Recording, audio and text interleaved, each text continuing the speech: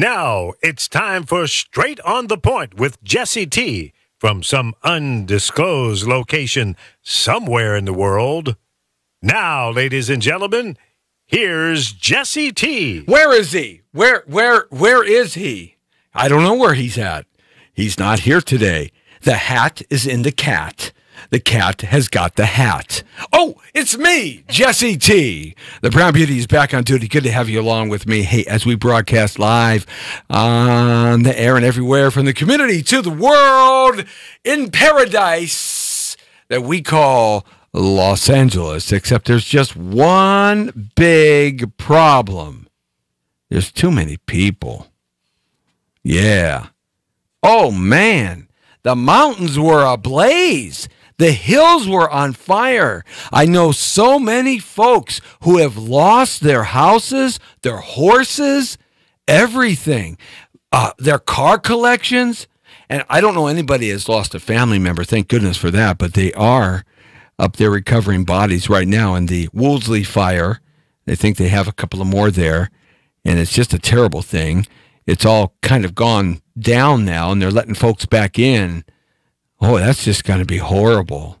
My goodness, all the stuff we saw on Facebook and Instagram Live and all these photos and these videos and people running down. And that campfire, oh, that was Dante's Inferno. If there was ever a Dante's Inferno on the planet Earth, that was like Dresden in Germany after the bombing of World War II. Man, there were fire tunnels these people were driving through in their cars. And this one lady was praying while she was driving through this fire tunnel up in the mountains. Just horrible. Well, we're going to talk about that on Thursday. I've got a big show lined up about that because I got opinions, as odd as they may be, of why these fires started. And you know me, Jesse T. I always got to look at things from a different kind of perspective, right? Well, the only perspective I'm looking at right now is to the right of me because she is the most beautiful woman in here. Yeah, that's right. I'm going to get her name right. It's spelled completely different, but I'm going to get it right. It's Jennifer Behrens.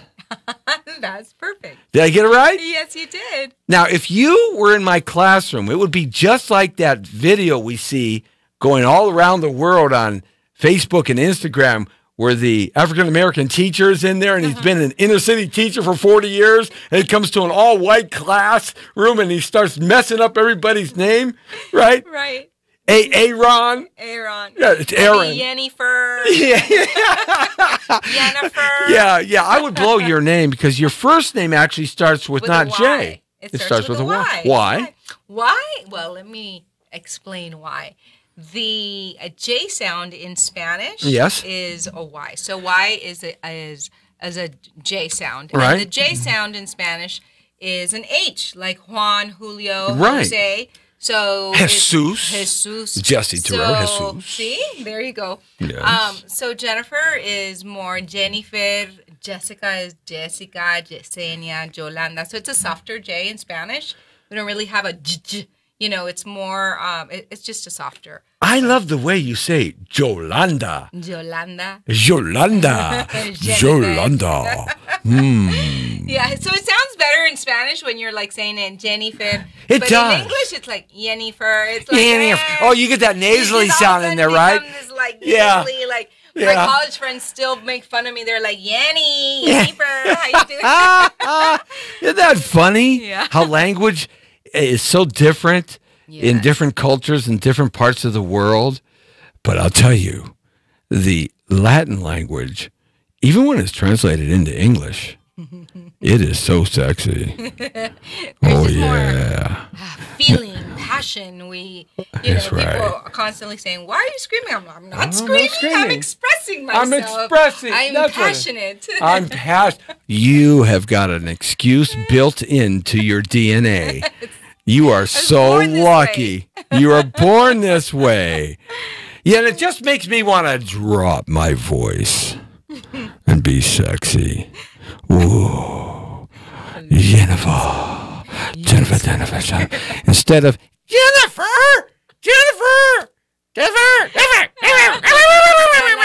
Wait a minute, is that a Chihuahua? What is that? Say my name in French. Jennifer. Jennifer. Oh, baby. I got a cramp in my big toe. Oh, no. Oh, isn't that worse when you're making love and you get a cramp in your calf? It's just horrible. That must be horrible. I get a cramp every night. So nothing ever gets accomplished. That's birth control, man. Torero style, Jesse T. Yeah, get a cramp. It shuts everything down. Now that we've just about gone off the rocker.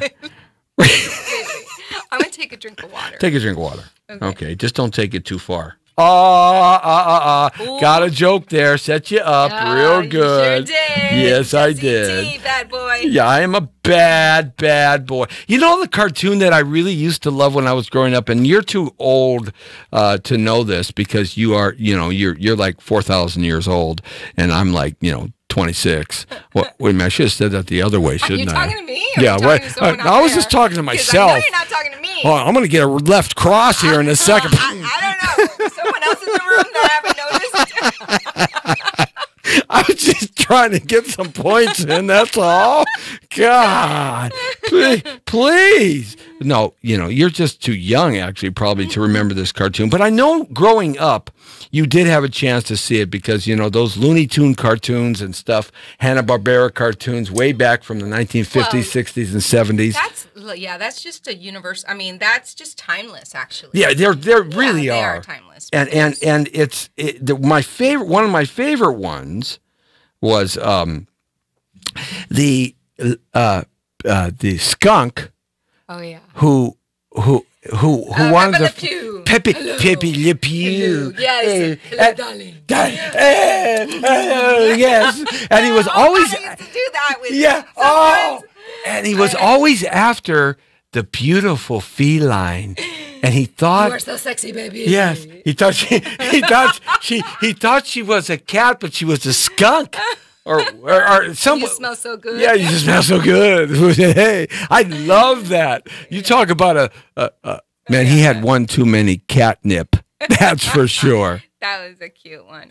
So you have a great career going, man. It is exploding. This is a great actress. You can check her out on IMDb. She's got a long list of cool stuff, and now she's out in something really cool that you can see on a pretty regular basis. Tell me about it.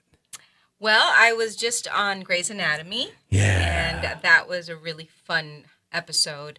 It honored El Día de los Muertos, and it aired the day before El Día de los Muertos. So it was a really special episode where they just really explained it in a way where it wasn't... it was just very authentic. Right. Very authentic and a lot of fun. And every single character, like every single storyline, had something to do with it, acknowledged it. Right. It was just so much fun to be part of. Yeah, and those sets are so professional. Mm-hmm. Everything, when you come up as a young actor and you're cutting your chops, you're paying the dues, whatever you want to call it, right? You're begging for work, and I need to eat tonight, thank you, right? Whatever it may be. Right. No, I'm actually still begging for money. Well, that's another story. I just got done selling cherries on the side of the freeway at the 605. That was me. I recognize that. That's what it was. I'm like, he looks so familiar to me. Cherries. I just bought a Oranges.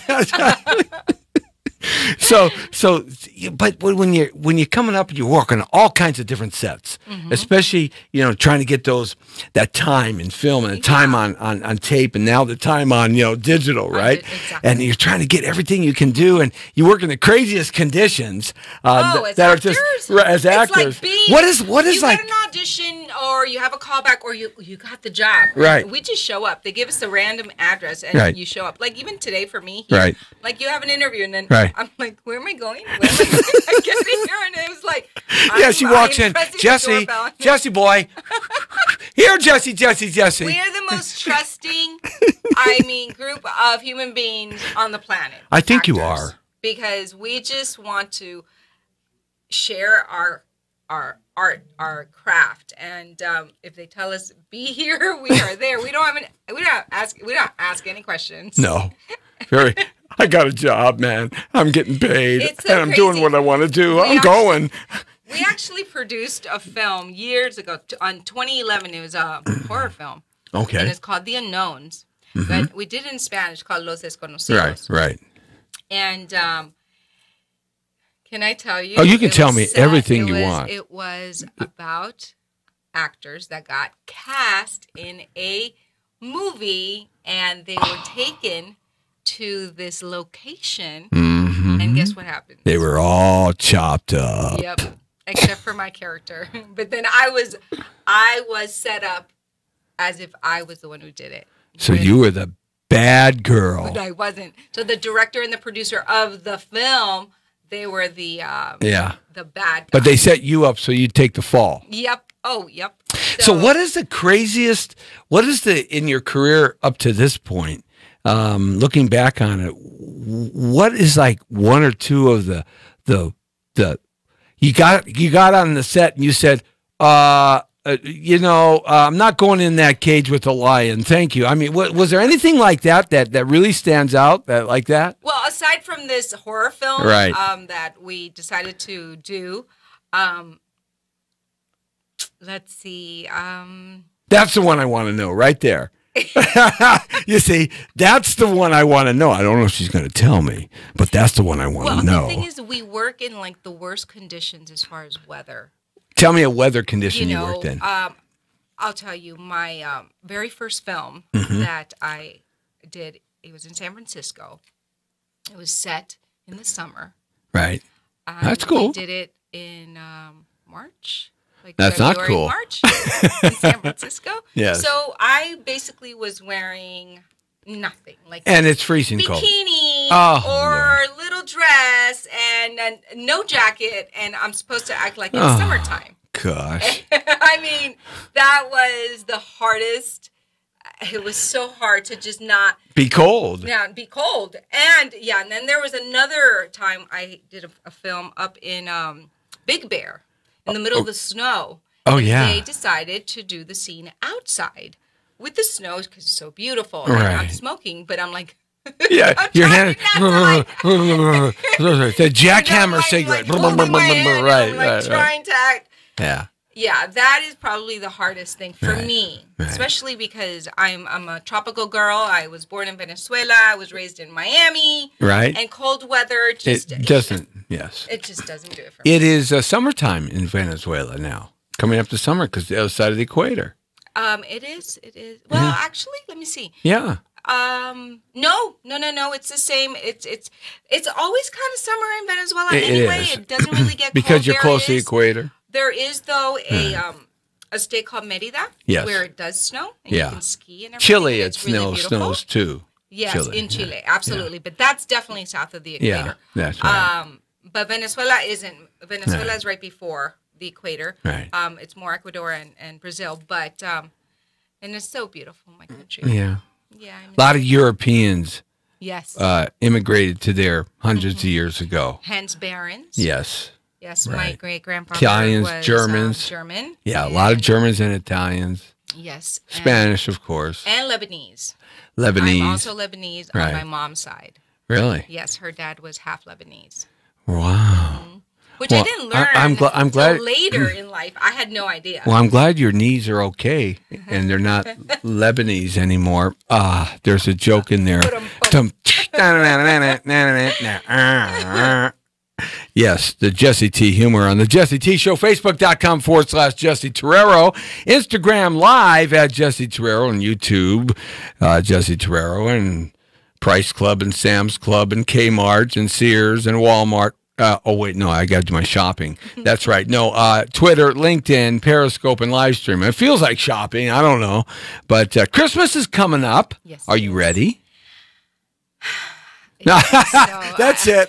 I got the answer. I haven't even thought of Christmas. Actually. Yeah. I'm like, Thanksgiving is coming up. That I can't believe. Are you a big Thanksgiving woman? Do you like Thanksgiving? I do. I love Thanksgiving. Are you a naturalized citizen or are you still a dual citizenship? I am a dual citizenship. Dual citizen. But yes, I am. Do you celebrate Thanksgiving here? Oh, yeah. I Okay. was raised. I mean, I got here when I was 4 years old. Oh, you were a baby. So Yeah. I'm pretty much.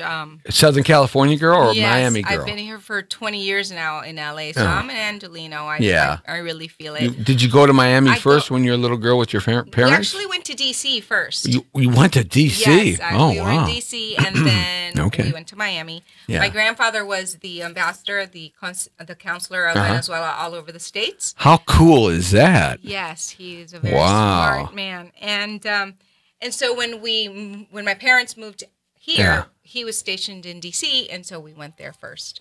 Cool. Very nice. So you're just she's just a Cali girl. That's right. Cali. Yes, that's right. Beach, bongo, boogaloo. But can I tell you, Yes. I do miss my warm beach from Miami when Yeah. I first moved here, especially when I came Humid, to San though. Francisco.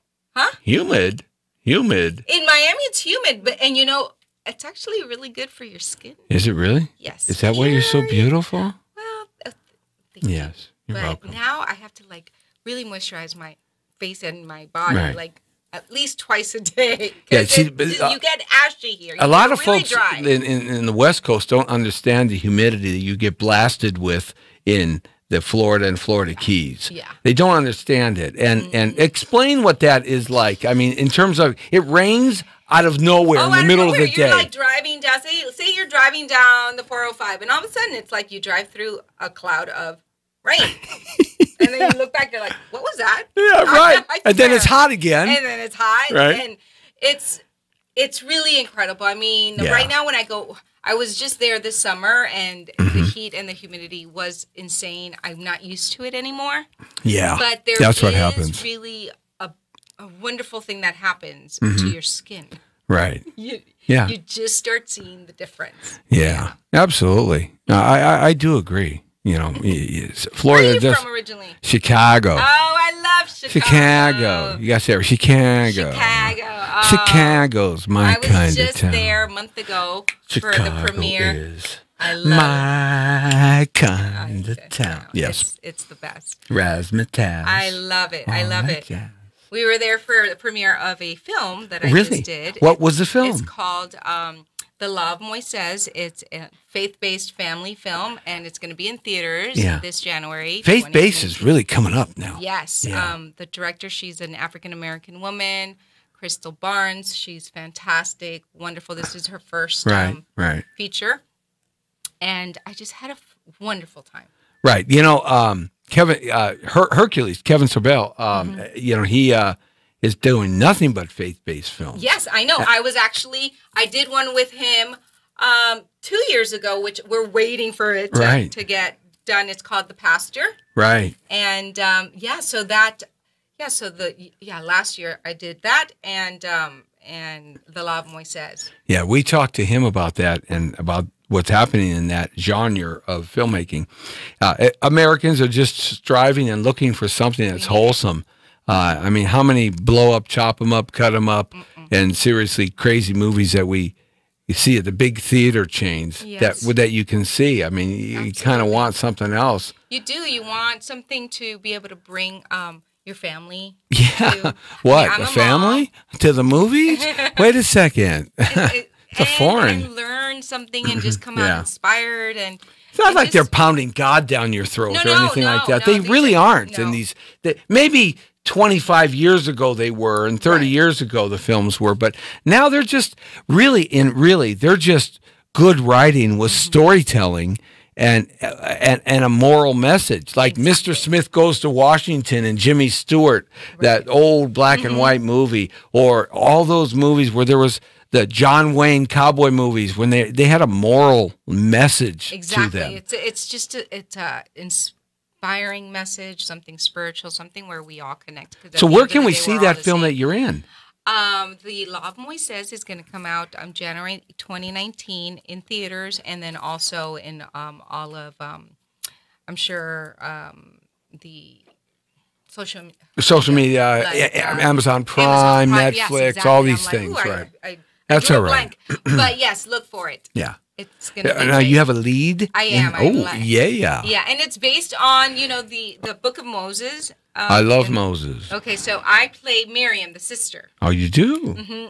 And So is Moses it a modern It's a adaptation modern- like Romeo and yes. Juliet, like they do with It's fast a cars and complete stuff? modern But it's adaptation. Moses. And it's so Moses it's a and play Esther. on the Book of Moses, And and Esther. my brother's name is Moises, and Uh-huh. I'm Miriam, and Miriam, we that live is. Sorry, in this thinking Noah. Cairo. Abraham. You know Right. Cairo, Illinois. Mm-hmm. Okay, so it's based on Cairo, Illinois, and so Oh.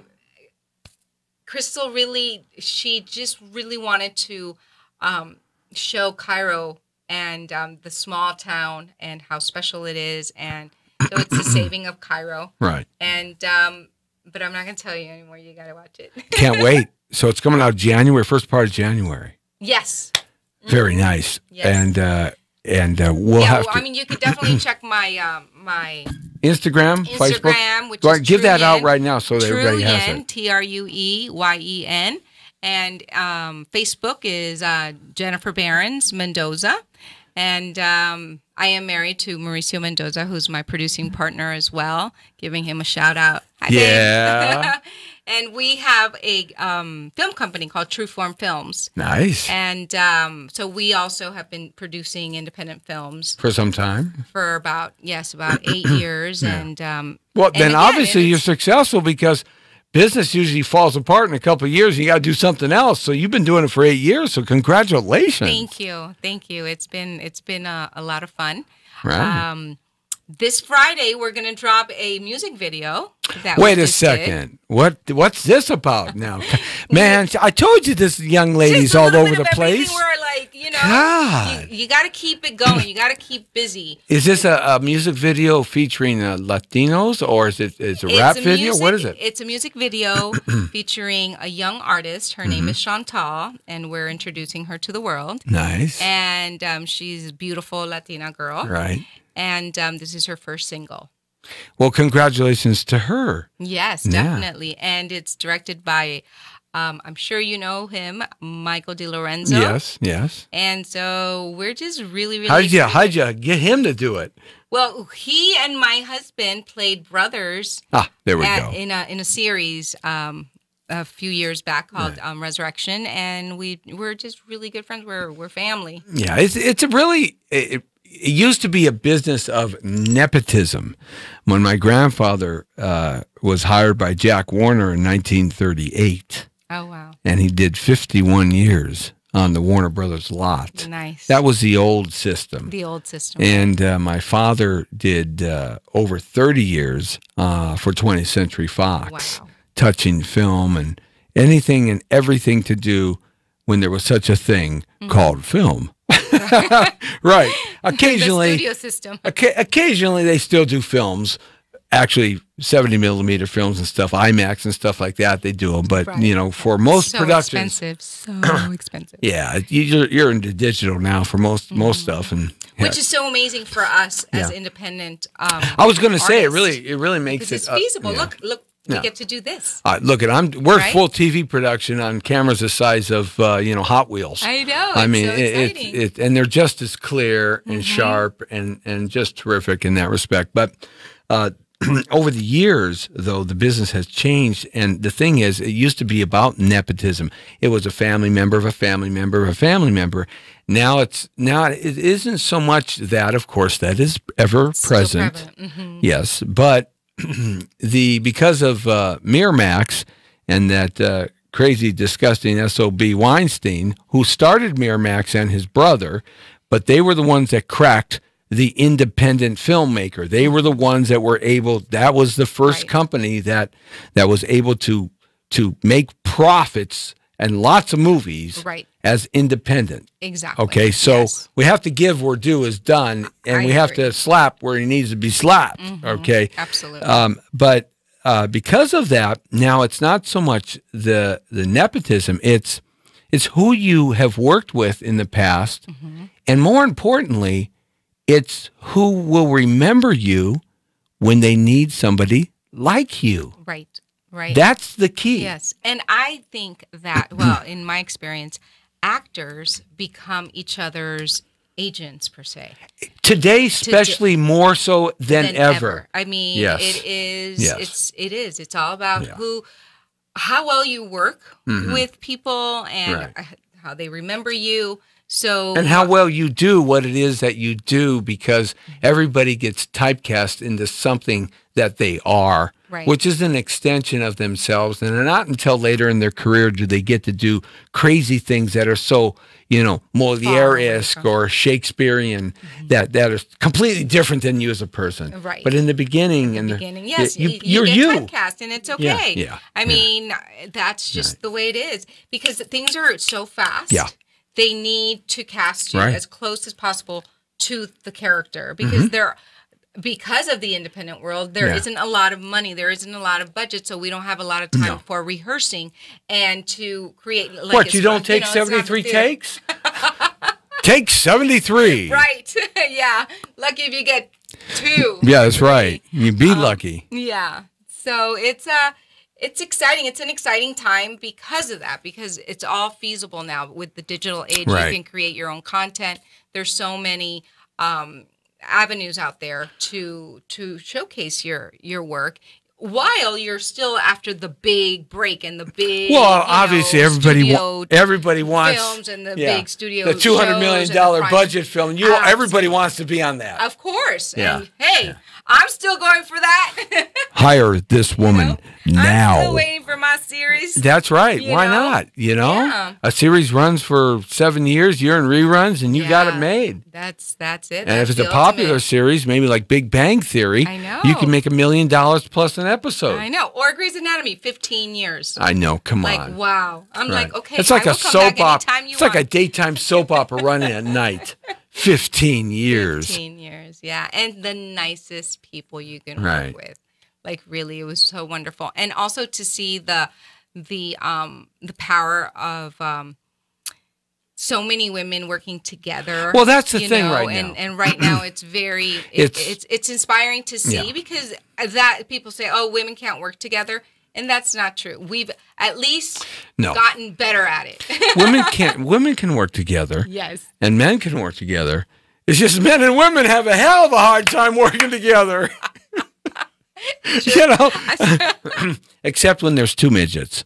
Yes, I said it. 2 midgets can always work together. No matter what. No matter what. Midgets have got it. That's right. Midgets and Shaquille O'Neal. What a comedy scene that would be. I just pissed off all the little people in the world. My goodness gracious. That's okay. I can do that because I'm Jesse T.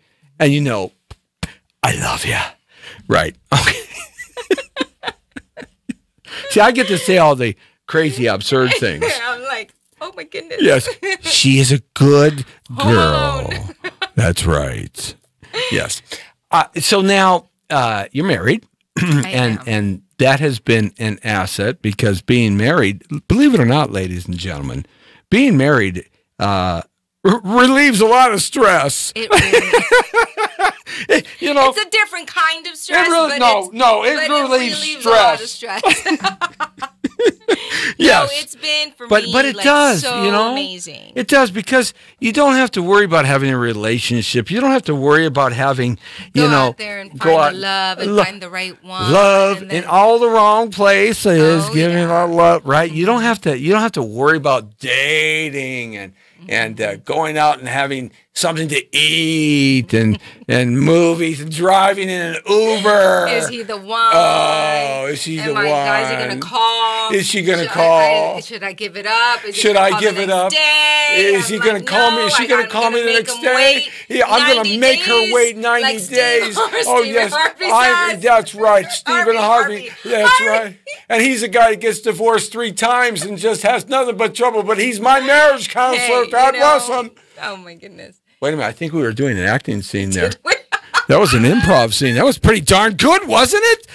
Yes. Oh my God, the dating hell of LA is insane. How my husband and I found each other was really sweet. Right. We got cast in a movie together opposite each other, and it was shot in Ensenada, Mexico. Oh, cool place. Well, that's a romantic place. It was. It was a lot of fun, Yes. and Good for you. That's Yeah, nice. and here we are. We have a little girl. I was going to say, you got any little ones? Yes, she's We won't 6. talk too much about little ones because we don't want all those weirdos to know about them. But you do have little ones. Yes, I have a 6-year-old. She's Yes. beautiful, Right. and I have a incredible 17-year-old boy Wow, from my first marriage. man. Yes. Well, they say the first marriage in America, American first marriages have a tendency to fall apart in 2 years if there's no kids. They tend to fall apart in 5 to 7 years if there's kids. Oh, wow. And then after that, then the remarriage happens, and that one sticks in there for 15 plus 20 years. Oh, That okay. one's the one that sticks. Exactly, because Yeah. I think you just grow up and you learn from the Yes. first one, and Yes. and it's true what they say. Every partner is your teacher, and you are their teacher. Right. It's like you just learn from one another, and they get you ready for the next person if they end up not being the one. Right, Does that make exactly. sense? Yeah, it does. Yeah. So, Yes, it really does. Yeah. So make don't sense. give up on love. Just keep trying. Keep trying, and just show up. Show I up. kind of like the old Montgomery Ward's catalog idea and the Sears catalog idea of 1893, where I could like buy a wife out of the catalog and buy a house too, and they would deliver it all in one fair Oh my package. gosh, right there. Yes. That's great. And then you get a free gift, right? Like a puppy or a, Yes. or a parakeet Or some something. hay to feed my horse in 1893. Anything goes. That's right. Well, when you're like me, Mama T, I got to say, has been around me for 43 years. And since I was 15. And I've been trying to get rid of her since day one. I've tried everything. It doesn't work. I am trying so hard after 43 years. So you've been married for 43 years? I've been married for 30, 29, but 30? it doesn't work. I've known the girl since I was 15. Oh my God, that's so mean. And I've been trying not to know her. I even moved I don't to- believe that. I even went to 43 countries to get away from her, and I had to always come home. So what's the secret? Tell me what's your I secret? don't know what the secret is. You tell me how I can get out of this thing. I've tried Do you everything. believe him? Do you? 43 years. Lee, I've been trying for 43 years to get out of this thing. What thing? With Mama T. Is Name is Bennett. I'm not in it. Good answer. See, I get no love. Actually, so yeah, I am one of those old school. We are one of those old school, High back school in sweethearts? back in when the world was flat. Aw. That's how we kind of think. I love that. Congratulations. Yeah, That's really awesome. yeah. Yeah. It works out. See, my sister's See, been with her high school sweetheart, and they're going on 14 years. Ah. And she's younger than me, so it's possible. She's a baby. She is. She Yeah, is. So I've she's been my there, baby done sister. that. Been there, done that. Times 3. My daughter's 28. My son is 23. Wow. They're both professional athletes. One's a double major, speaks 4 languages, and she played this last season in the Chicago Red Stars for the NWSL as a goalkeeper. That's amazing. It's one of the best in the world in the top league that every girl wants to get to Wow. and dreams and fantasizes about. And my son is a professional athlete. He's a professional mountain runner, obstacle course runner, and he's also now moving into that He-Man world where there are women too, and that is the CrossFit world. The CrossFit world. I tried Oh that. my CrossFit. God. 165 pounds. That's He's amazing. 165 pounds. That boy's deadlifting almost 500. That's insane. Drug Good for you. free. God bless you. Yeah. Yeah. Well, right now we're in the thick of college applications with my son. Yeah. How fun is And that? now, having a blast. Yes. I've been there.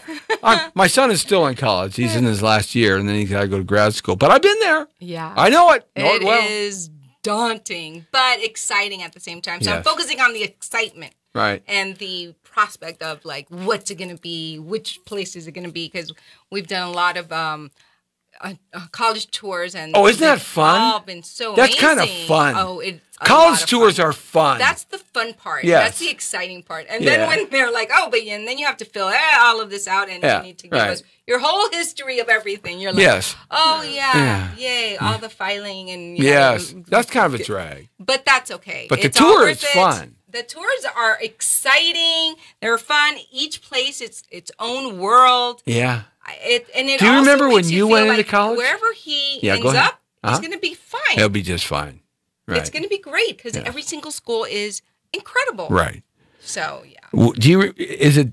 Is it different than when you went to school?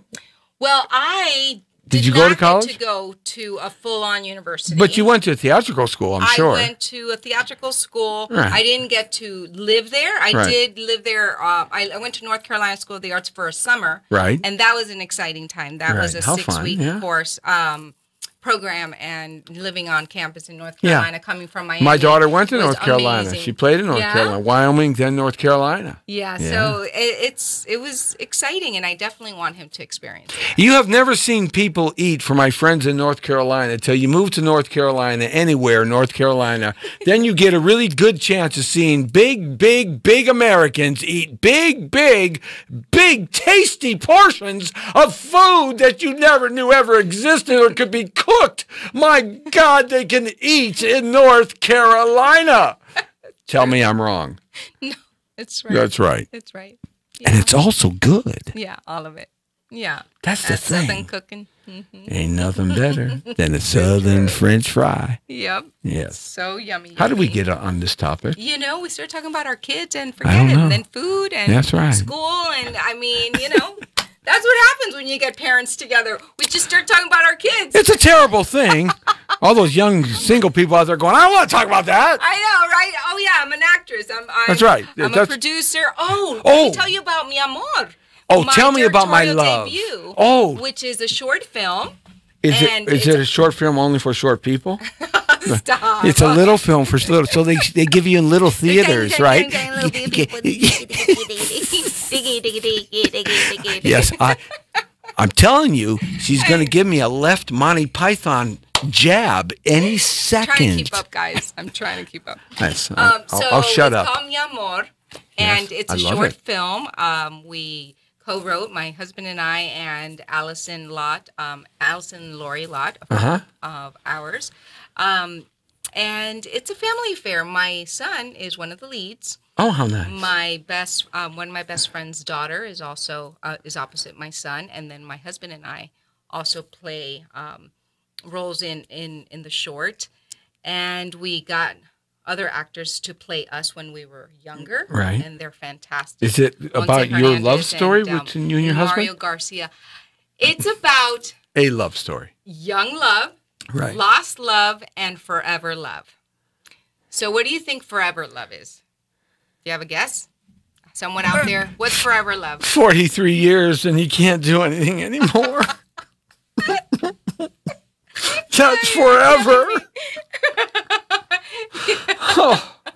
I think I'm in serious trouble when I go home tonight. Yep, you took the words right out of my mouth. I'm like, ooh, he's in trouble tonight.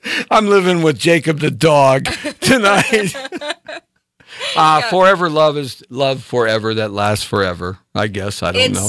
Tell me. It's that love of your children. That's a nice twist because that's so true. If you come from a healthy, good family, your children will love you forever. Yeah, and Yeah. vice versa. So we just won 2 festivals. Wow. We won audience award for 2 festivals, the Highland Park Film Festival and the Panamanian Film Festival. This was just in October. Oh, and- did you do the Panafest? yes. Yes, I called it with the- Carlos Carrasco. Yeah, Carlos Carrasco. and He was in Rochelle. here. We talked to him. Oh, you did? I love Carlos. Carlos, yes. Isn't he great? He's fantastic. Yes, I called it. It's Carlos Carrasco, and I called Carlitos. him Carlos. What's the city in Venezuela? Caracas. En Caracas.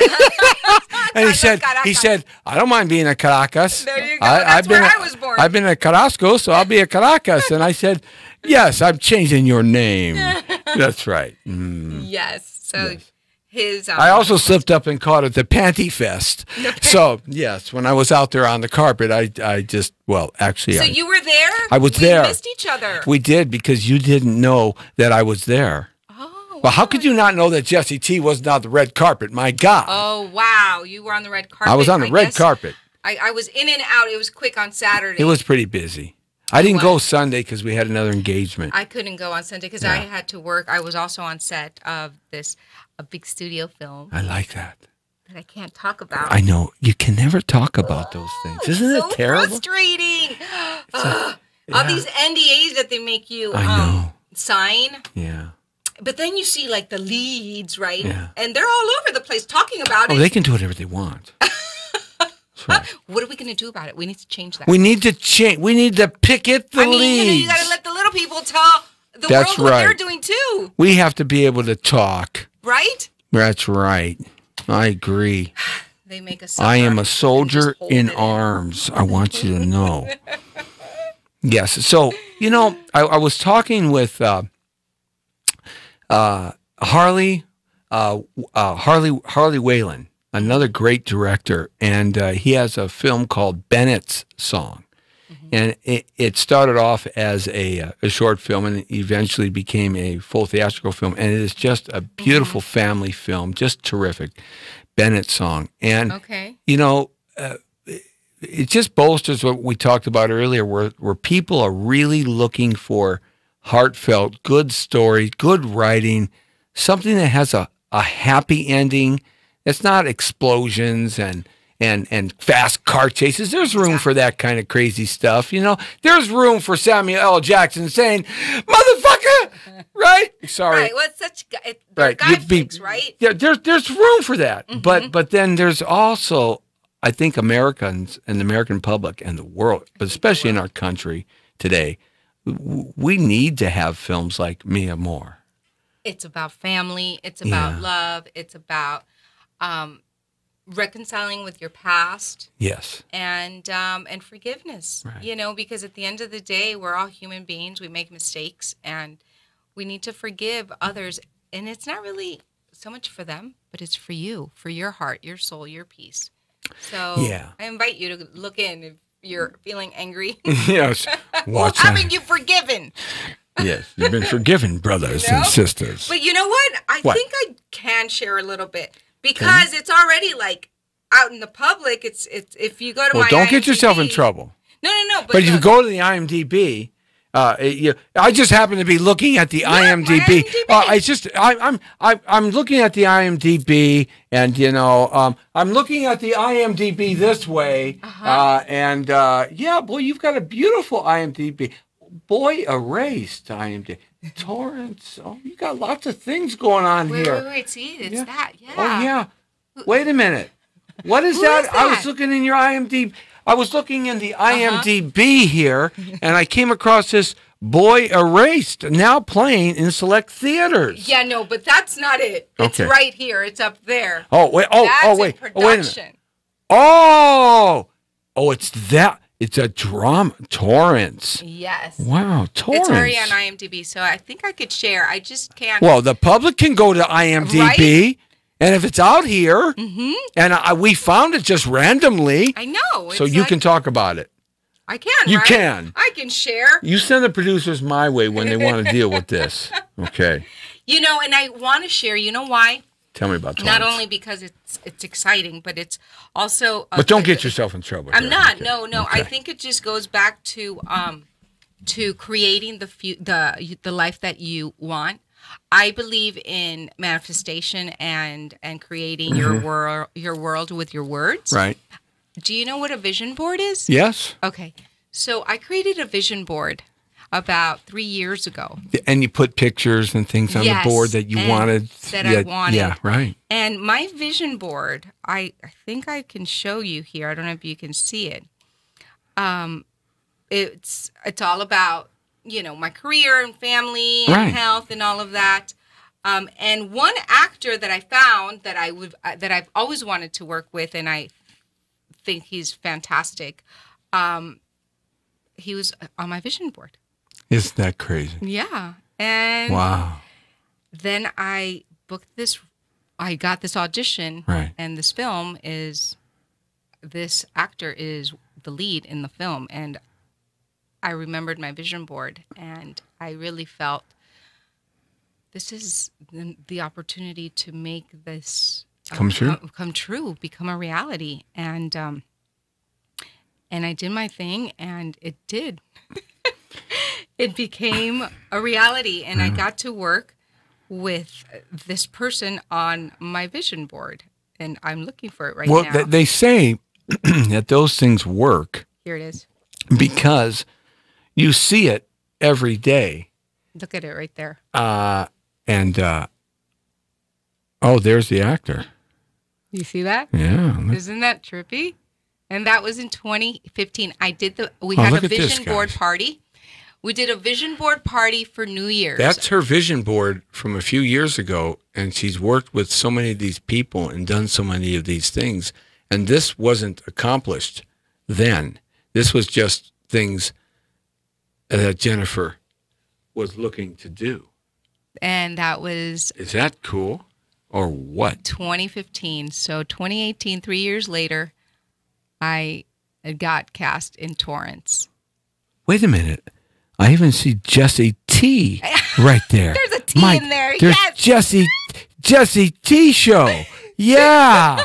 Yeah. Wow. So Yeah. to me, it's like create your vision board, really believe it. The only vision. Look, there you go. No, the only vision board I'm on is the FBI Most Wanted. No. Oh my God, is that true? Yes, that is. They may raid this shop any place now. You don't know. Right. That's okay. You didn't do it. Okay. It was Lee's fault. Okay, Jasmine, Camille, come pick me They've up. elevated me. Yeah, you're now on the 10 most unwanted. I believe that one too. You know how many places that I've been unwanted at, that I've been escorted out? Thank you, Jesse T. Listen, as long Yes. as you want yourself, that's the most Lady, important I've been thing. wanting myself since I found myself at 9 years old. Thank you. Dun, dun, dun, dun. Shh. The problem is nobody else wants me anymore. That's after 43 years of marriage. Or actually, well, it's sort of like... Oh, you are in big trouble, mister. I'm just trying to tie all the loose ends together. That's all I'm trying to do. You know, I do have one problem, though, with you. I want you to understand this. You and I have a little beef to talk about here. And it has to do about your vision board. Okay, let's talk. Tell me. You failed to put one thing on that vision board. So I'm getting ready to do a new one, so just... you've got to do a new one. And this is the one. You cannot forget this. Okay? Two things. Yes. Win the California lottery. That's got to be on your vision board. California lottery. Yeah. The It's big one. interesting. You know, it's The big interesting one. to bring that up because I'm not kidding you. For the last week, I've been seeing numbers and going and driving by like 7-Elevens and seeing, you know, the Right. results of what the numbers are. Really? And I'm like, that's my number. That is Right.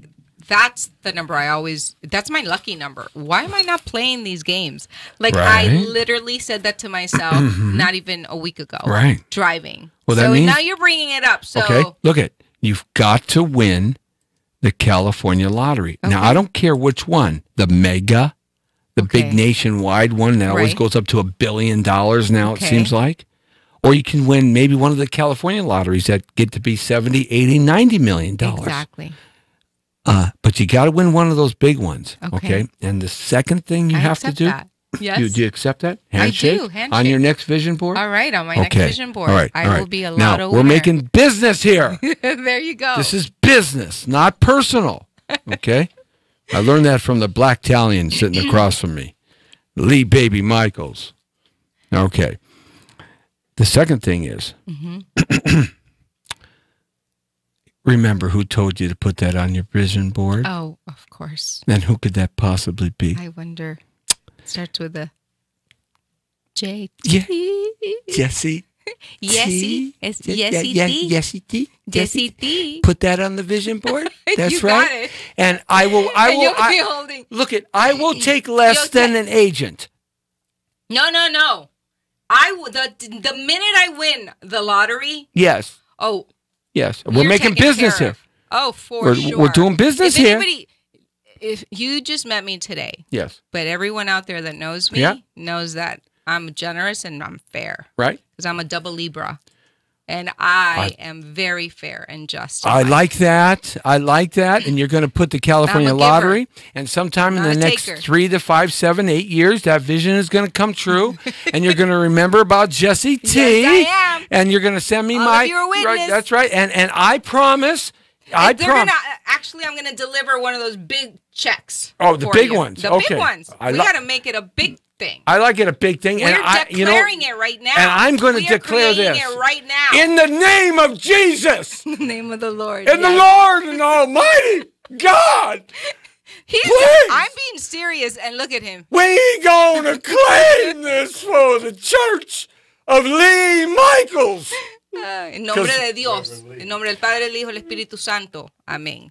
That's right. Lo decreto, me voy a ganar la lotería. I like that.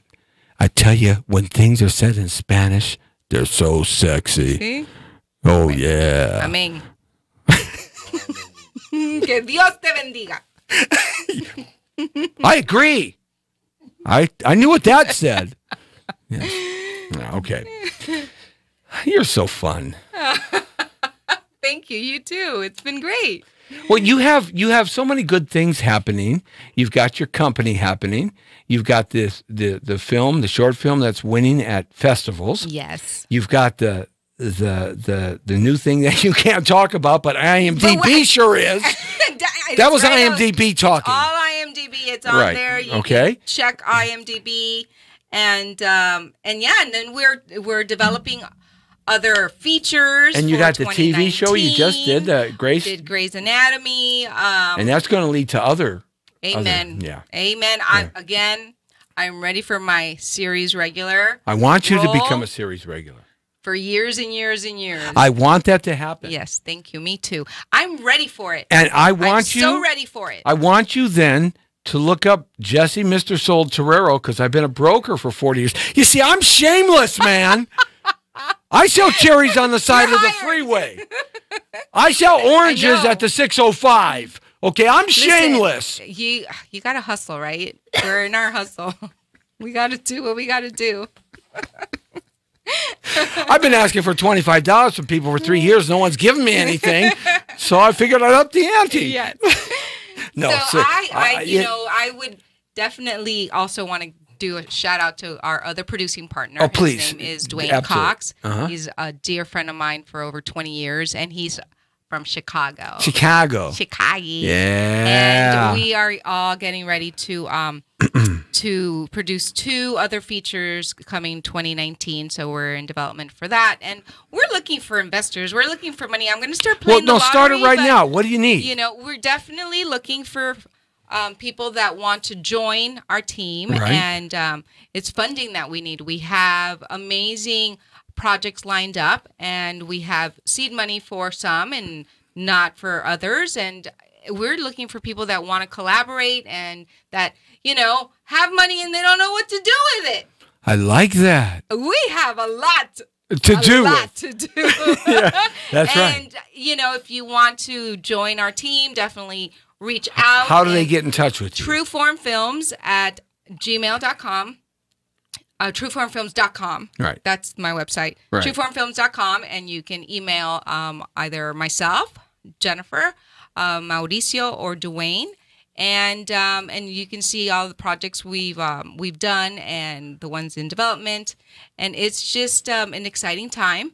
And so yes, and we believe in collaboration and multiculturalism and inclusion. Absolutely. And it's all about that for us. Right. And it's really an exciting time. You know, and you aren't rookies, so they can look you up and see everything that you've done on the successful side. Yes. Right, so Yes, you know thank you. IMDb. You'll see all the things Yeah, that you we've been participated around in, for a while. and your husband too. Yes. The things that he's done. We've been burning that midnight oil for over 20 years. Right, and you supported your family, and Yes. you know, and so things are going well. But you always have to have investors. Yes, in yes. anything that you and want they're to take. so important because they're part of they're what make the projects Happen. happen. Right. And really it's it's a labor of love, and it's a team effort. Right. It's not just one person. We can't do this alone. Right. As artists, we can't do it alone. No. No. And so, it's the levels, right? The funding, and Right. then the pre-production. There's always the development, then the pre-production, then the production, Right. and then post-production, and it's just always a bigger team, and it's just a beautiful thing to do, to create projects that make a difference in the world and have a message. I think that's one with of the great people. That's one of the cool things about what you're doing. You've got projects that make a difference, and we're on the. I really have said this 3 or 4 times during the show that America is looking and searching for things that are just not so violent. Yes. Yes. Games for people to play when they're children that aren't so violent. Absolutely. People that aren't so violent. Yep. Film and books and TV and commercials that aren't so violent.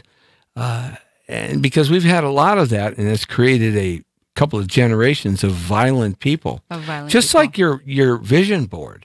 When you see something every day, you don't think about it, but your brain sees it, your eyes see it. There, you're picking it over and over, every day, every day, every day, every day. And that's really part of what the problem has been, in one of my many opinions, for the last 50 years. I agree. Is that two generations of people have in the been media. Yeah, and you're only like 26, so you're part of that. My daughter's generation. Yeah. I mean, I'm a millennial. Yeah, so you got fed that over and over and over and over. Yeah. And your friends got fed it, and then you as a peer group got fed it, and then it's just a never-ending circle.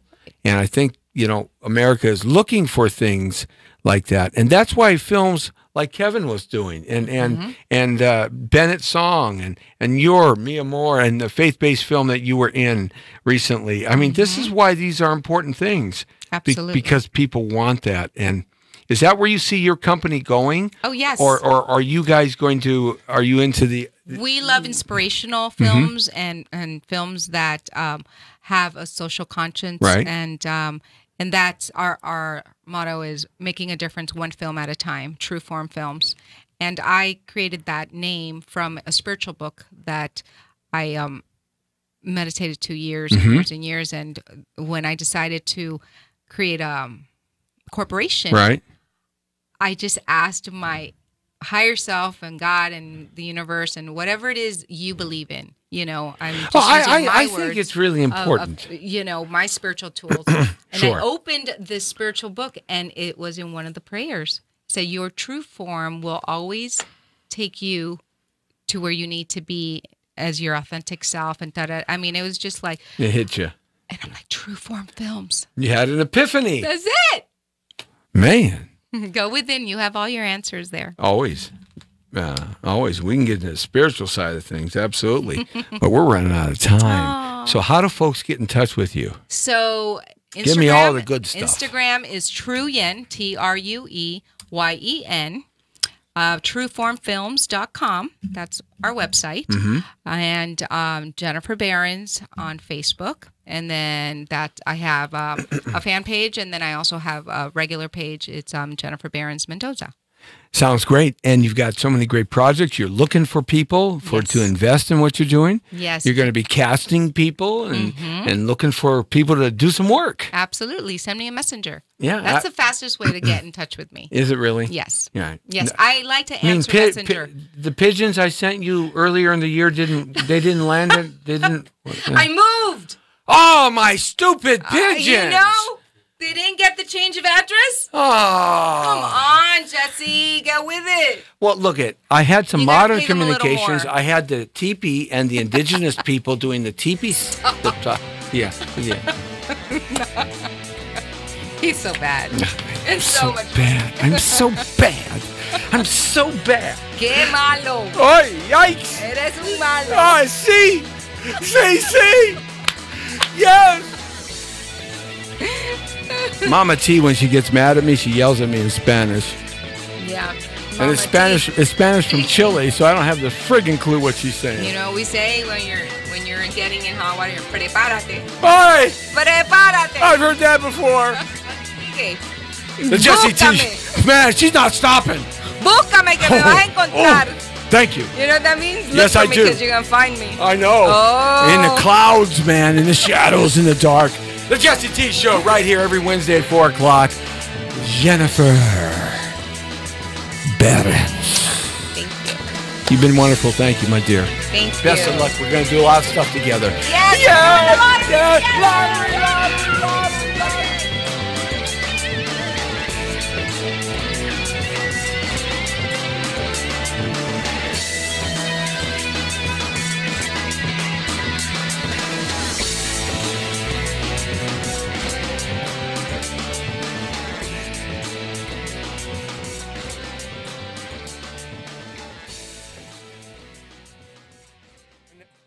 Are they here? Well, give me the intro. Oh, yeah, that's right. Oh, that. Hi. Yes, Jennifer's still here. I almost poked her in the nose. That's right. Because is our next guest here? Oh, he's here. Okay, wait. We're taking pictures together We're here. gonna take a picture before yes. they kick me out of here. Yes. Hi. Hi. We won the California lottery. Guys, we're taking pictures now, okay? Now-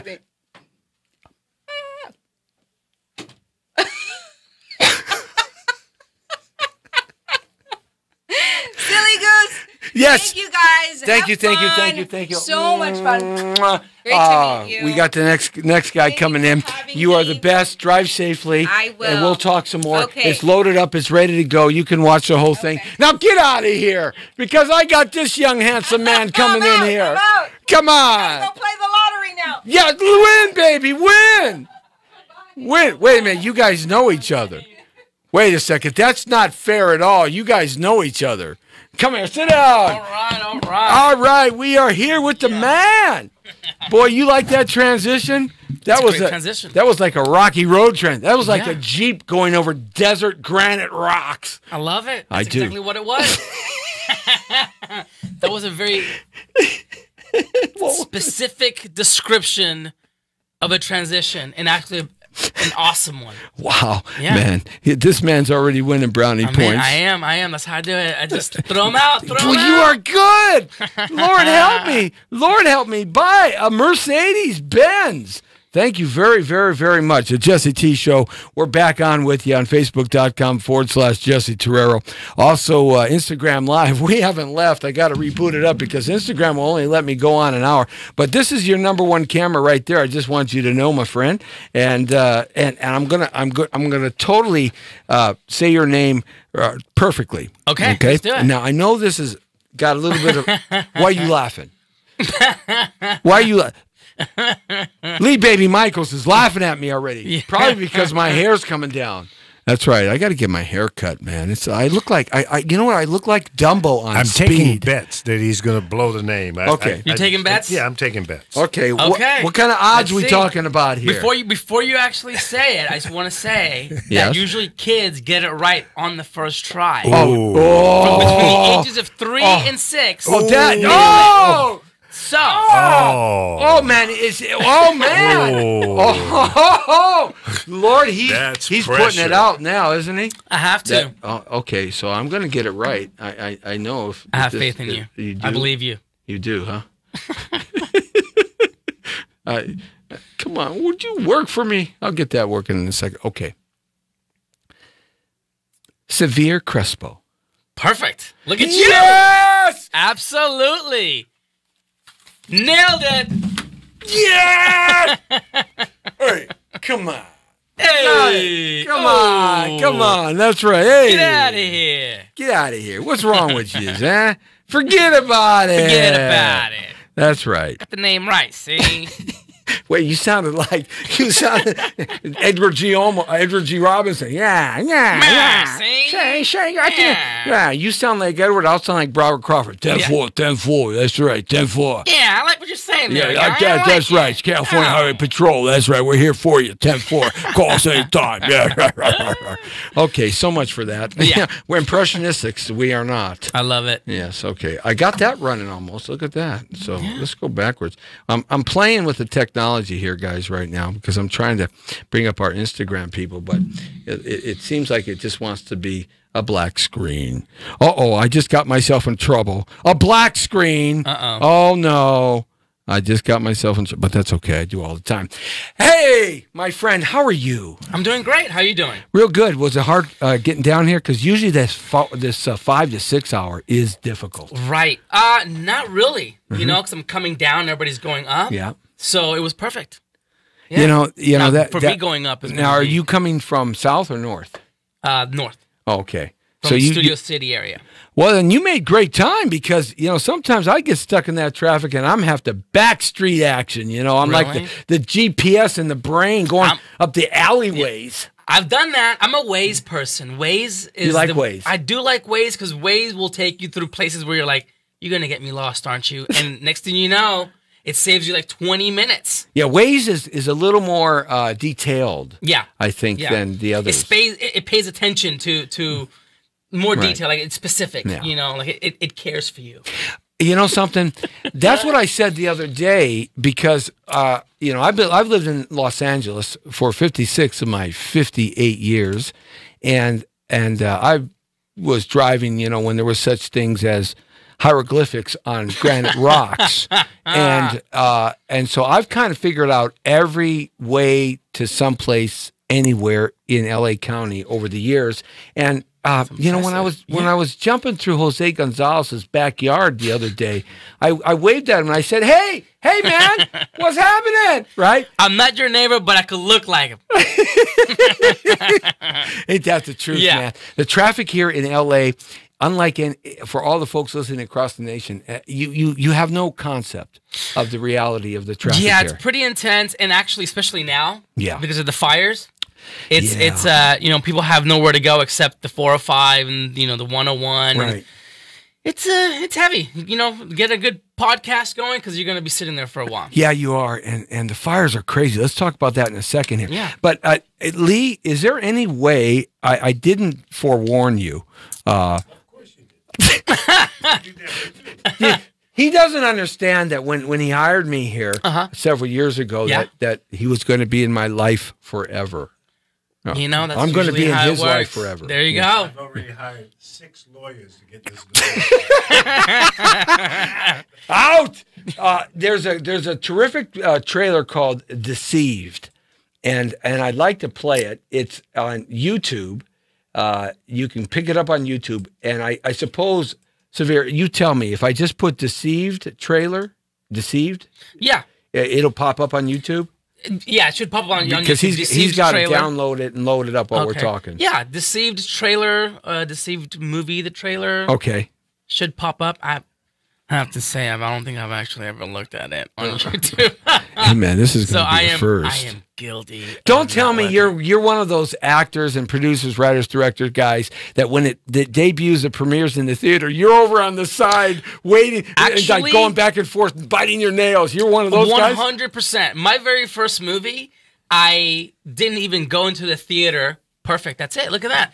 I didn't even go into the theater, and I paced back and forth outside the theater for an hour and a half. My friends were texting me inside, like, where in the world are you? And I'm like, I'm outside. I can't see it. Freaking out, man. I know. Yeah. Yeah, man. Yeah. You're one of them, huh? I'm one of those people. Whenever you drive down the street, folks, and it's a theater, right? And you see some cat or girl or lady pacing back and forth, you know a premiere is going on, and you know that's a director, writer, producer, or lead actor, because they're just like, I'm not watching this. I'm not watching it. I don't know if they're going to like it. I'm not watching it. Right? That's exactly it. Yeah. Oh, God, you actually nailed it. No one's ever even pinpointed that about that scenario, because it's true. It is. I've only watched one of them because I was forced to sit in the theater in New York and Yeah. watch it because it was a film festival. Yeah, But, hey, yeah. they had the Goombas coming. Yeah, Tony let and me- Ricky let me sit in came the in. seat. Yeah, you go sit down right here, all right? You ain't moving, all right? Because we don't like the movie. We're going to move you somewhere else. Exactly. So, yeah, the first movie to what you're doing now, do you see a difference in your evolvement as an artisan? 100%. You know, Is it hard for you to look back at the earlier stuff that you've done, and it was probably really good, but is it hard from the point where you're at now in your artistry? yeah, you know, it's not hard because I don't judge it, or like I don't really judge art or people's creativity or even other films, because I'm always like, okay, I know what it takes to do it. So I look at it from how do I feel about it? Right. You know what I mean? So there's maybe moments of it, maybe moments where I'm like, oh God. And even now though, sometimes I'm like, I think I nailed it, and it's like, I was not close. Right. Yeah. So yeah, you know, it's like all a work in progress because it's art. So what's in your mind and what's in the team's mind can kind of hit or miss in reality. Yeah. Sometimes. Right. You know. Right. But you can only be comfortable and responsible and accountable for what's happening in you at that moment. Right. Whether they being the director, the cinematographer, the other actors, whether or not they desire or like it or not, it's really irrelevant because it's got to be natural and new and personable and to you. Right. And also to add to that, you know, it's like as a producer, you're the head of the head of the horse. Right. So it's your responsibility that everybody's on the same page, and you know, if someone's falling below you, then you're the one who has to eat it at the end of the day. But so it can be a little tough. You know, sometimes it can be,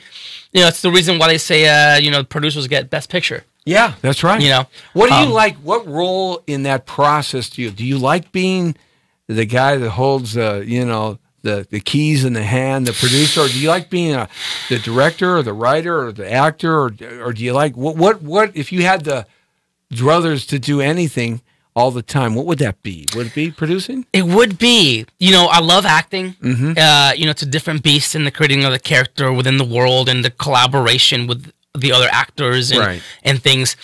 But there's something about producing because, you know, you read a script. Yeah. And someone wrote that script from their mind. And they put it on paper and they gave it to you. And then now you got to go get the money and get it crewed up. And you got to do it in reality. And, you know, what's on paper. And then it ends up in a screen.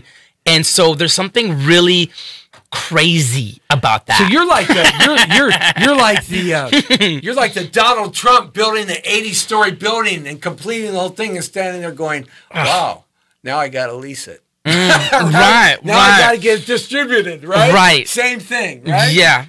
Yes. Sort of speaking. That's correct. Right. That's correct. It's yeah. That's it, you know, because now it's there, and it's like you got to get people to watch it or buy it, or so yeah. So and there's something about that I like because you never know if it's going to turn out, which I don't think it's a very sane way of looking at it or playing that game, but I love it because it's just that. It's I don't know. Here we go, guys. Let's do this. Yeah, absolutely. You know, he reminds me of of Entourage and Arnie the Agent. Arnie. Yeah, a young version of him. Yeah. You know, you have that same pacing. Ari. And I interviewed him at the comedy club, and he's just like that in person. Yeah, you know, I could see that. I have a lot of energy. Yeah. And also being Puerto Rican, I think it's just natural, like high energy, going, passion, you know. Yeah. So I can see that. Yeah, I'll take it. I like it. Yeah, man. Ari was the man. Hey, buddy, that series ran for what, 10 years, 9 years? Something like that, yeah. I mean, and extremely successful. Oh, I mean, they made a film. That was awesome. They did. And you know, the critics came out and said that film wasn't so. I enjoyed the heck out of that film, actually, because it was just an extension of the cable show, really. It's fun. You know what I mean? It wasn't The English Patient. You know, you should know what you're getting into when you go see it. Yeah, isn't that the truth, man? Do you find it harder to do comedic films in terms of producing, or heavy dramas, or is there a formula for something that is easier to produce than something that is hard to produce? The only difference, honestly, is the amount of money you have to play with. That's really the key then. That's the only key, because if money solves everything. You know what? I've been on projects where it's like, literally, it's like, guys, we're throwing money at the problem. Yeah. And there's other projects where I've had to like count to the dollar to make sure that everything is functioning. Right. And that's one of the things as a line producer as well. Right. You're in charge of the budget. You're in charge of the line item. Yeah. You know, the above, below, finance, everything. Yeah. And so that's really the difference, because if it's a comedy, you know, you want double cameras because you want to get the coverage of everything double, because single camera, you might have missed something. Yeah. You know, and if you don't have the budget for that, then it becomes really tricky. Right. And the directors or whomever always, you know, matching their creativity and what you want to do with the budget. So really, it's the budget. Right. The budget's always the bottom line. It really is. It really can. You know. And yet, some of the greatest movies ever made and TV shows, pilots that were ever made, were really budgets that weren't astronomical. Isn't that the irony of it all? You know, I found that aspect to be true in the sense when you communicate everything up front, and everybody's on the same page and know what you're getting into, and also you give everybody the creativity to come up with solutions. You know, I've had PAs brand new on set, never before been on a set, come up with some of the raddest solutions to things where everybody's like, how are we going to solve that? All right. Hey, what'd you think about this? It's like, that's genius. You know, so I think when you actually allow that to happen, you're able to maximize the dollar. And these, you know, guys, I'll tell you, when you're producing and you're burning dollars, because the minute the days start, you are burning dollars all day long until you turn it off and go home, and you're still burning dollars because everybody else is working afterwards when a whole lot of people are going home, but a whole lot of people are still working. So, but one of the things that is fascinating about this is when you're burning dollars and you have that responsibility, it's where do you say no? Where do you stop it?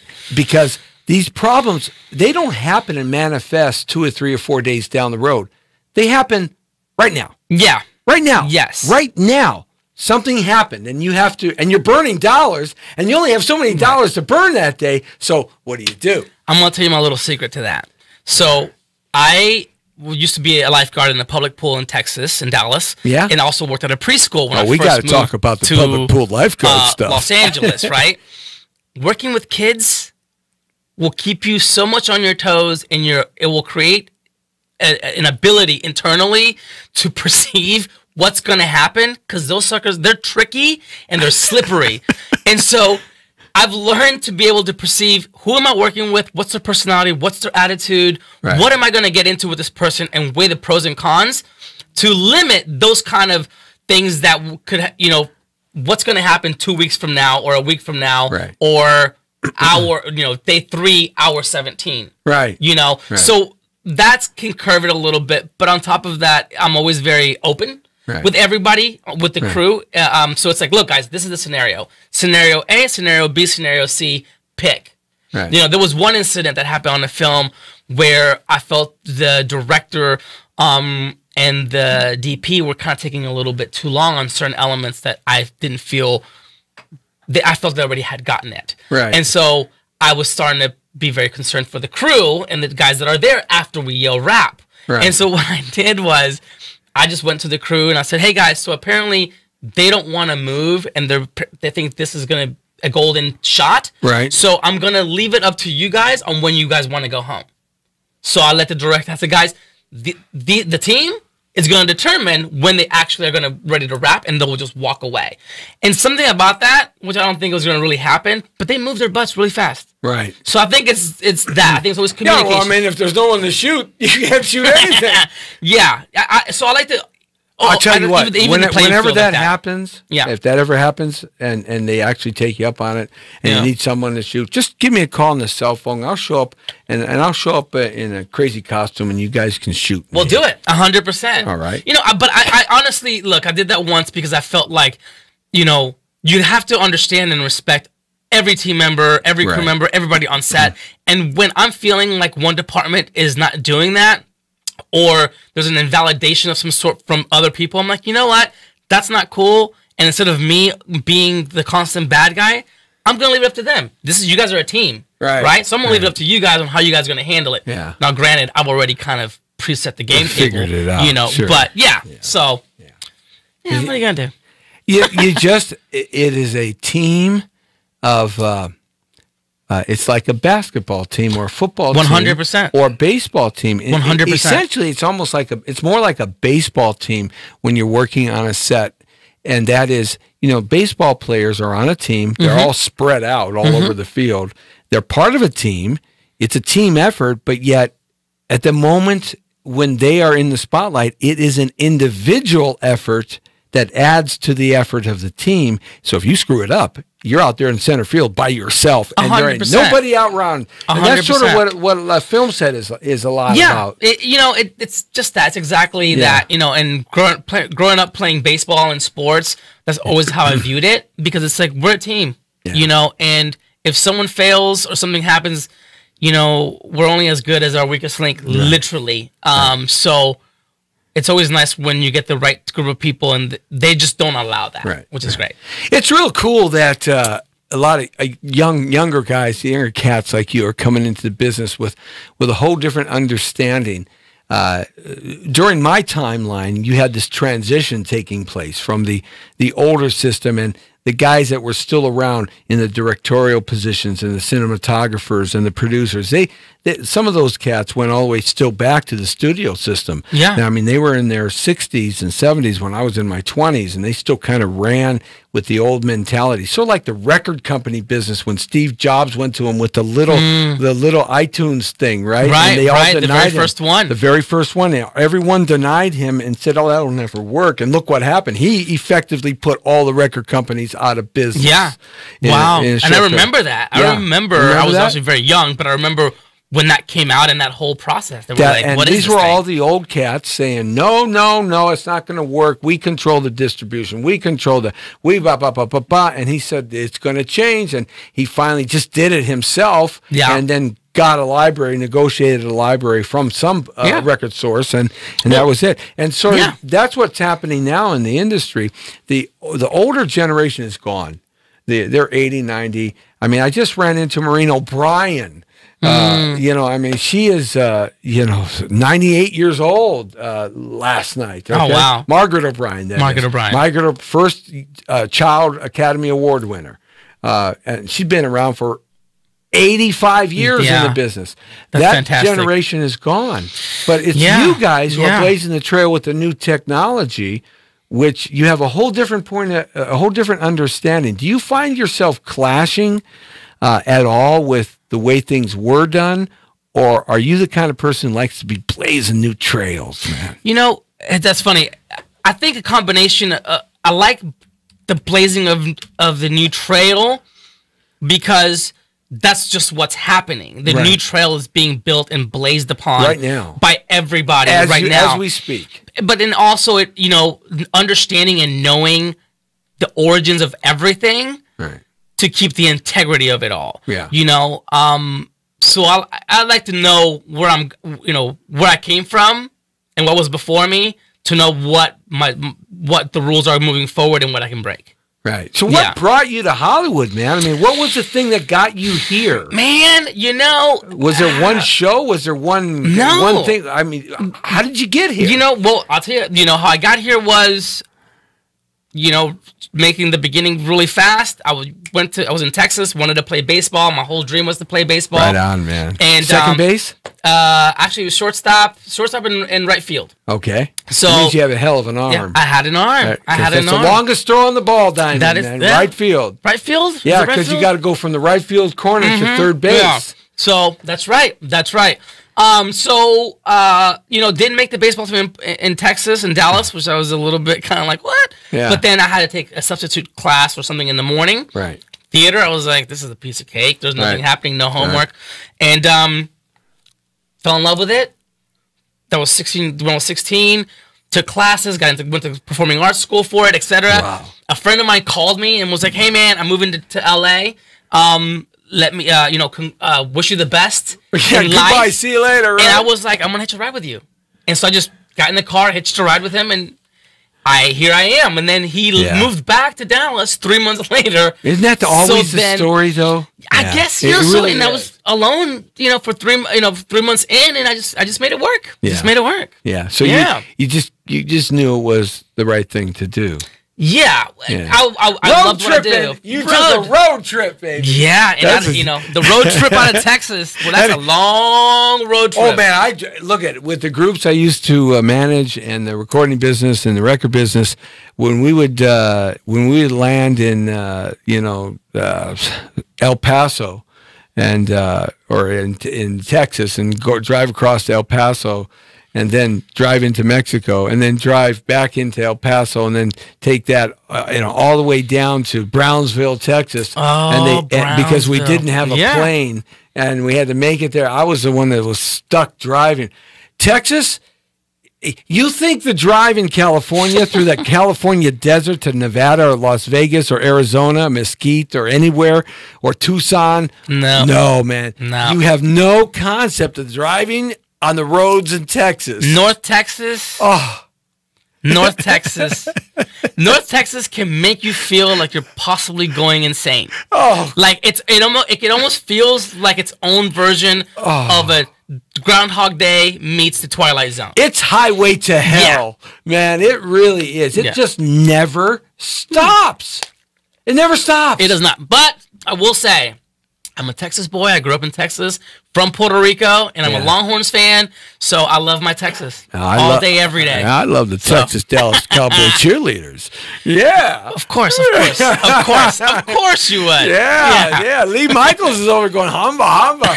We talked with Cindy Villa Real, and she was a Dallas Cowboy cheerleader back in the 80s, and then she became the director of the club and the director of the several other NFL football team cheerleaders, and she has a new movie out all about the Dallas Cowboy cheerleaders. Really? And it's an interesting movie. Did it just come out? It's full theatrical release. Oh, I'm wondering, I want to say I actually might have seen something. Yeah, that's Cindy something about Villarreal and Tony Baldy. Okay. And it's I haven't seen it yet. I've seen trailers of it. And we talked about it and everything. And it's an interesting. It's going to be a fun, interesting movie, obviously, because it's about the Dallas Cowboy cheerleaders. But when you're looking at a script, I mean, is there always something interesting when you're reading it that jumps off the page at you as a producer? You go, yeah, that's something I got to tell that story, or is it sort of like, oh, this is okay, and yeah, I got some actors that can fit that, or does it have to be really inspirational for you? It's interesting. At first, I was just happy to be working. Right. I was like, oh my God, I have a job and I'm producing and this is great. Right. I think now, as I'm now officially getting to pick and choose the projects that I want to work on and do. Nice.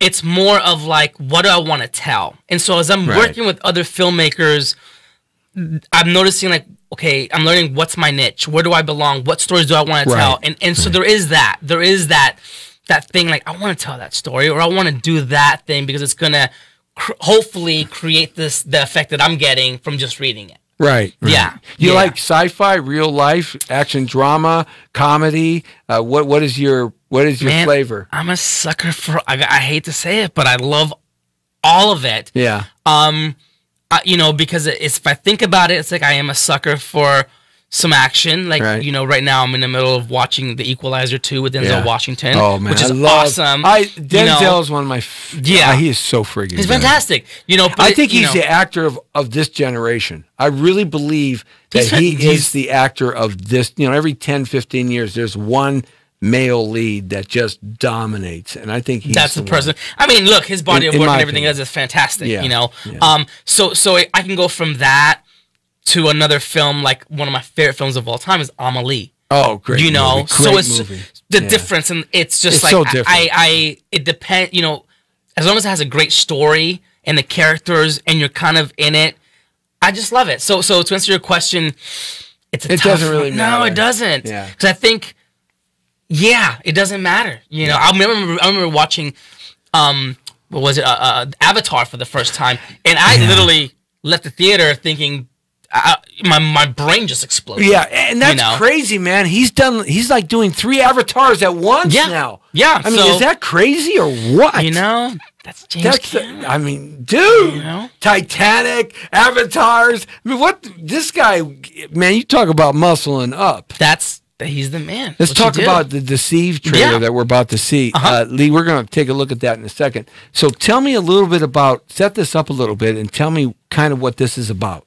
The Deceived trailer. Oh, the trailer? Yeah. Well, the trailer is, it's a quick summary of just what the actors are going through from their points of views. Right. The main thing, is the intertwining of characters in a short amount of time and their perceptions and the realities of their own timeline. Now, who's in this film? Who are we going to see? Well, we have Betsy Landine, who's from Dolphin Tales 1 and 2. She just finished doing the movie Live with Aaron Eckhart, and she's in War with Grandpa, so she's been working a lot. Also, David Palladino. Nice. We have Mike Falco. We have Bob Riccucci. So we have Amelia Ruppelto, who's a very big actress in Puerto Rico, and also Darlene Vasquez. So it's this cast, they're all working. They're definitely a working bunch. Right. Don't forget anybody else. And tell me what the movie is about in just a little short setup. Don't give me anything big. Just tell me a little bit. Is it a love story? I would like to say it's a psychological thriller. Okay. Very cool. Yeah. All right, so we're going to see Deceived right here on the Jesse T Show. Check it out. Please just send me the money. Maggie, I love you, but I can't keep doing this anymore. I might as well be killing you myself. Andro, please. What brings you to Puerto Rico? Family. I'm looking for my sister. So am I. But I don't know anything about a missing girl. Ain't nobody seen her for like a week now. Did you have a boyfriend? Hi. You wanna dance? Apparently he was some kind of dealer or something. What's up, lass? Hook me up, man. You know a girl named Magdalena? Honey, do you know what kind of place this is? This is a legitimate business. We don't do anything illegal here. You know the guy over there? He looks familiar to me. I want this school to be a beacon that draws children to their salvation. You're a saint. Where is she? She went up with that rich guy. It's my life, not yours! This arouses me. Does it arouse you? He thinks he owns me. I'm giving you money. I help you for the apartment. You abandoned her. I came to pick her up, to take her to rehab in the States. I am the Lord Avenging Angel! I am! How do you help someone that doesn't want to be helped? I'm going to cleanse you.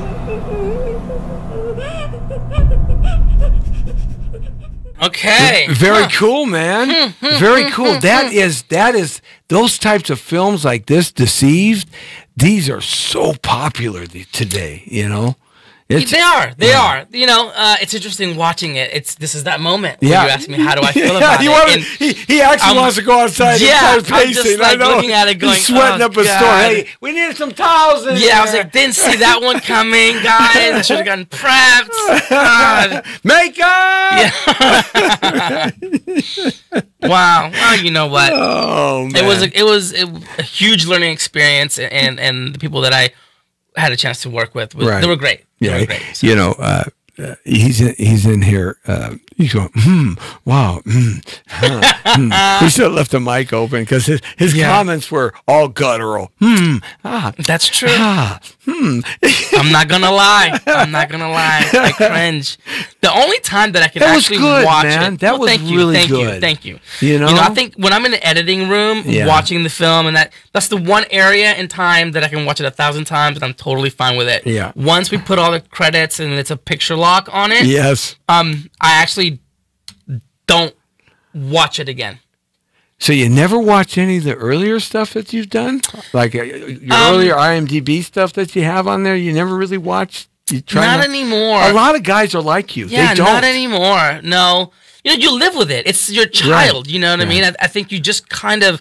I think it's kind of weird if your child keeps growing up and is out into the world, and you still go back and like play with its baby clothes and you know what I mean, feed the dolls. I just like that's creepy. Next, yeah, it's like next. Yeah, I mean, you see the interviews with some of these superstars, you know, De Niro, Pacino, etc. That league and the ones that are right there with them, males and females, and so many of them say the same thing. Yeah, they go to the premiere, the opening, and they might stay for it. They might not after they have to take care of their business, but they don't really watch it when it comes on TV later on, years later. They don't even really look at it. And when they see it for the first time in 10 years, it surprises them. It does. And you know, look, it's art and commerce meeting, right? So, man, we live in an industry and in a world that is like no other. Oh no, there's nothing like this crazy business, man. Are you kidding me? I mean, can you name maybe professional sports might be similar in many ways. You know something about, I always love the movie Any Given Sunday with Al Pacino. I love that movie. That movie's amazing, but that title sums up all sports, but obviously for the NFL specifically, but it's on any given Sunday, you know, the worst can beat the best. Right. You know, so that's kind of it. And he wins the championship that year and then gets cut as the head coach for the younger guy coming in, right? And he just sort of just takes it. And is that the film business or what? It is, you know, but now I think that also there's something with social media, I believe as well, that it's changing that landscape where like, and you also have younger filmmakers that are bringing older, you know, some of the older quote unquote talent back and creating new work. I mean, Quentin Tarantino is the master at doing that. He's the master of that. And, you know, so I feel like now, not so much, because now it's up to the people. Right. It's up to the consumer to go, I still like that person. Don't tell me who I should and shouldn't like. Right. So I like that. Well, we definitely have more control as creative people, and there's more outlets for that. And that's a good and bad thing. It's sort of a two-edged blade. When you think about it, we have all these possibilities to get our projects seen and heard or watched, but there's so much out there that you can get lost in the thick of it all. But you know, one of the great baseball coaches who coached my son, the Hall of Famer Reggie Smith with the Los Angeles Dodgers, he coached my son for about 10 years.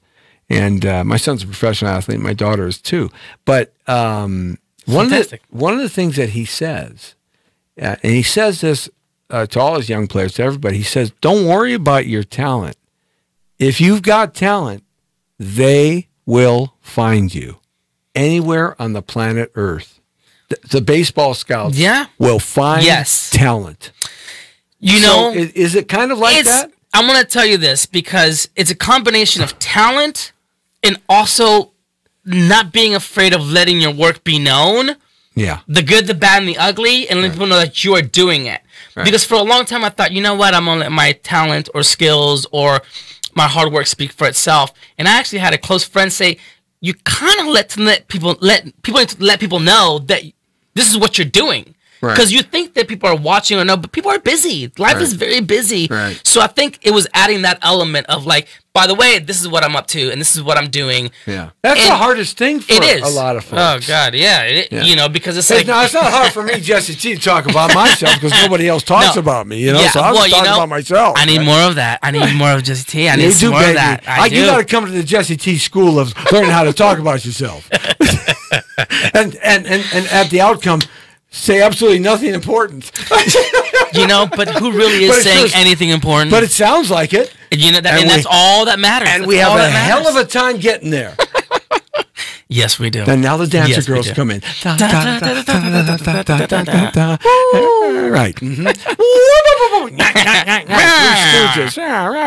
Right. That's right. Slapstick comedy, man. That's something you got to do. Slapstick comedy. How fun would that be? It's not available anymore. No one's into it, but I sure am. Yeah, you know, that's a niche, right? Yeah. And you have to be good. Like I think all around you have comedy. You have to just commit with whatever level of the comedy you're doing. I interviewed Dan Aykroyd on the Ghostbusters set, on the Ghostbusters premiere at the Chinese, right, with the new Ghostbusters team, and that movie didn't do too well. I mean, I enjoyed it. I enjoyed it, but I thought it was great. Apparently, the public didn't spend a lot of money at it. Never here nor there. But he's writing a third Ghostbusters right now. And for the original living members who are still living. So he's going to put the team back together. Yeah. That'd be great. Would that be great? That'd be really great. Yeah. I mean, that was a classic. Yeah. You know? That was like, that was great. That was one of those movies that just fantastic. The original SNL crew, they were the best. I grew up with the original. Well, maybe in the middle of the beginning of, I was still, early 80s, I guess, mid 80s. Yeah. But yeah, they were great. Yeah, they were absolutely, and you talk about a bunch of crazy characters that were out on the edge. Yeah. Can you imagine producing a film with characters like that are totally on the edge? Like the great story about the Marx Brothers at Warner Brothers, and they got so bad because they were all womanizers. They were like nymphomaniac womanizers.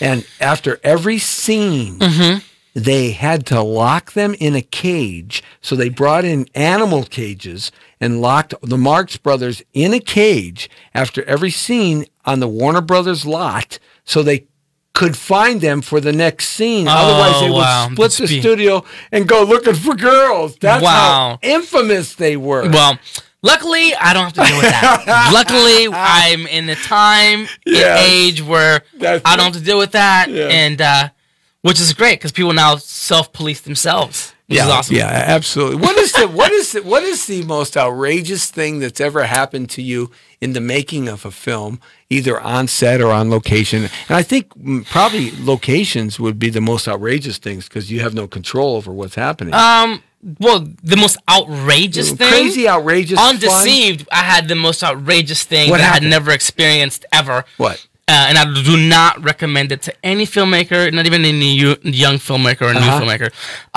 We're shooting a scene where Betsy's on the slab in the morgue, all that stuff, and we're in an actual morgue.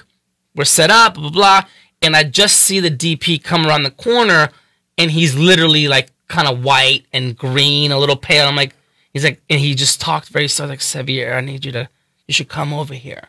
And I'm like, oh, what's going on? So we're walking down this hallway, and I just remember we made right turn towards the set. Yeah.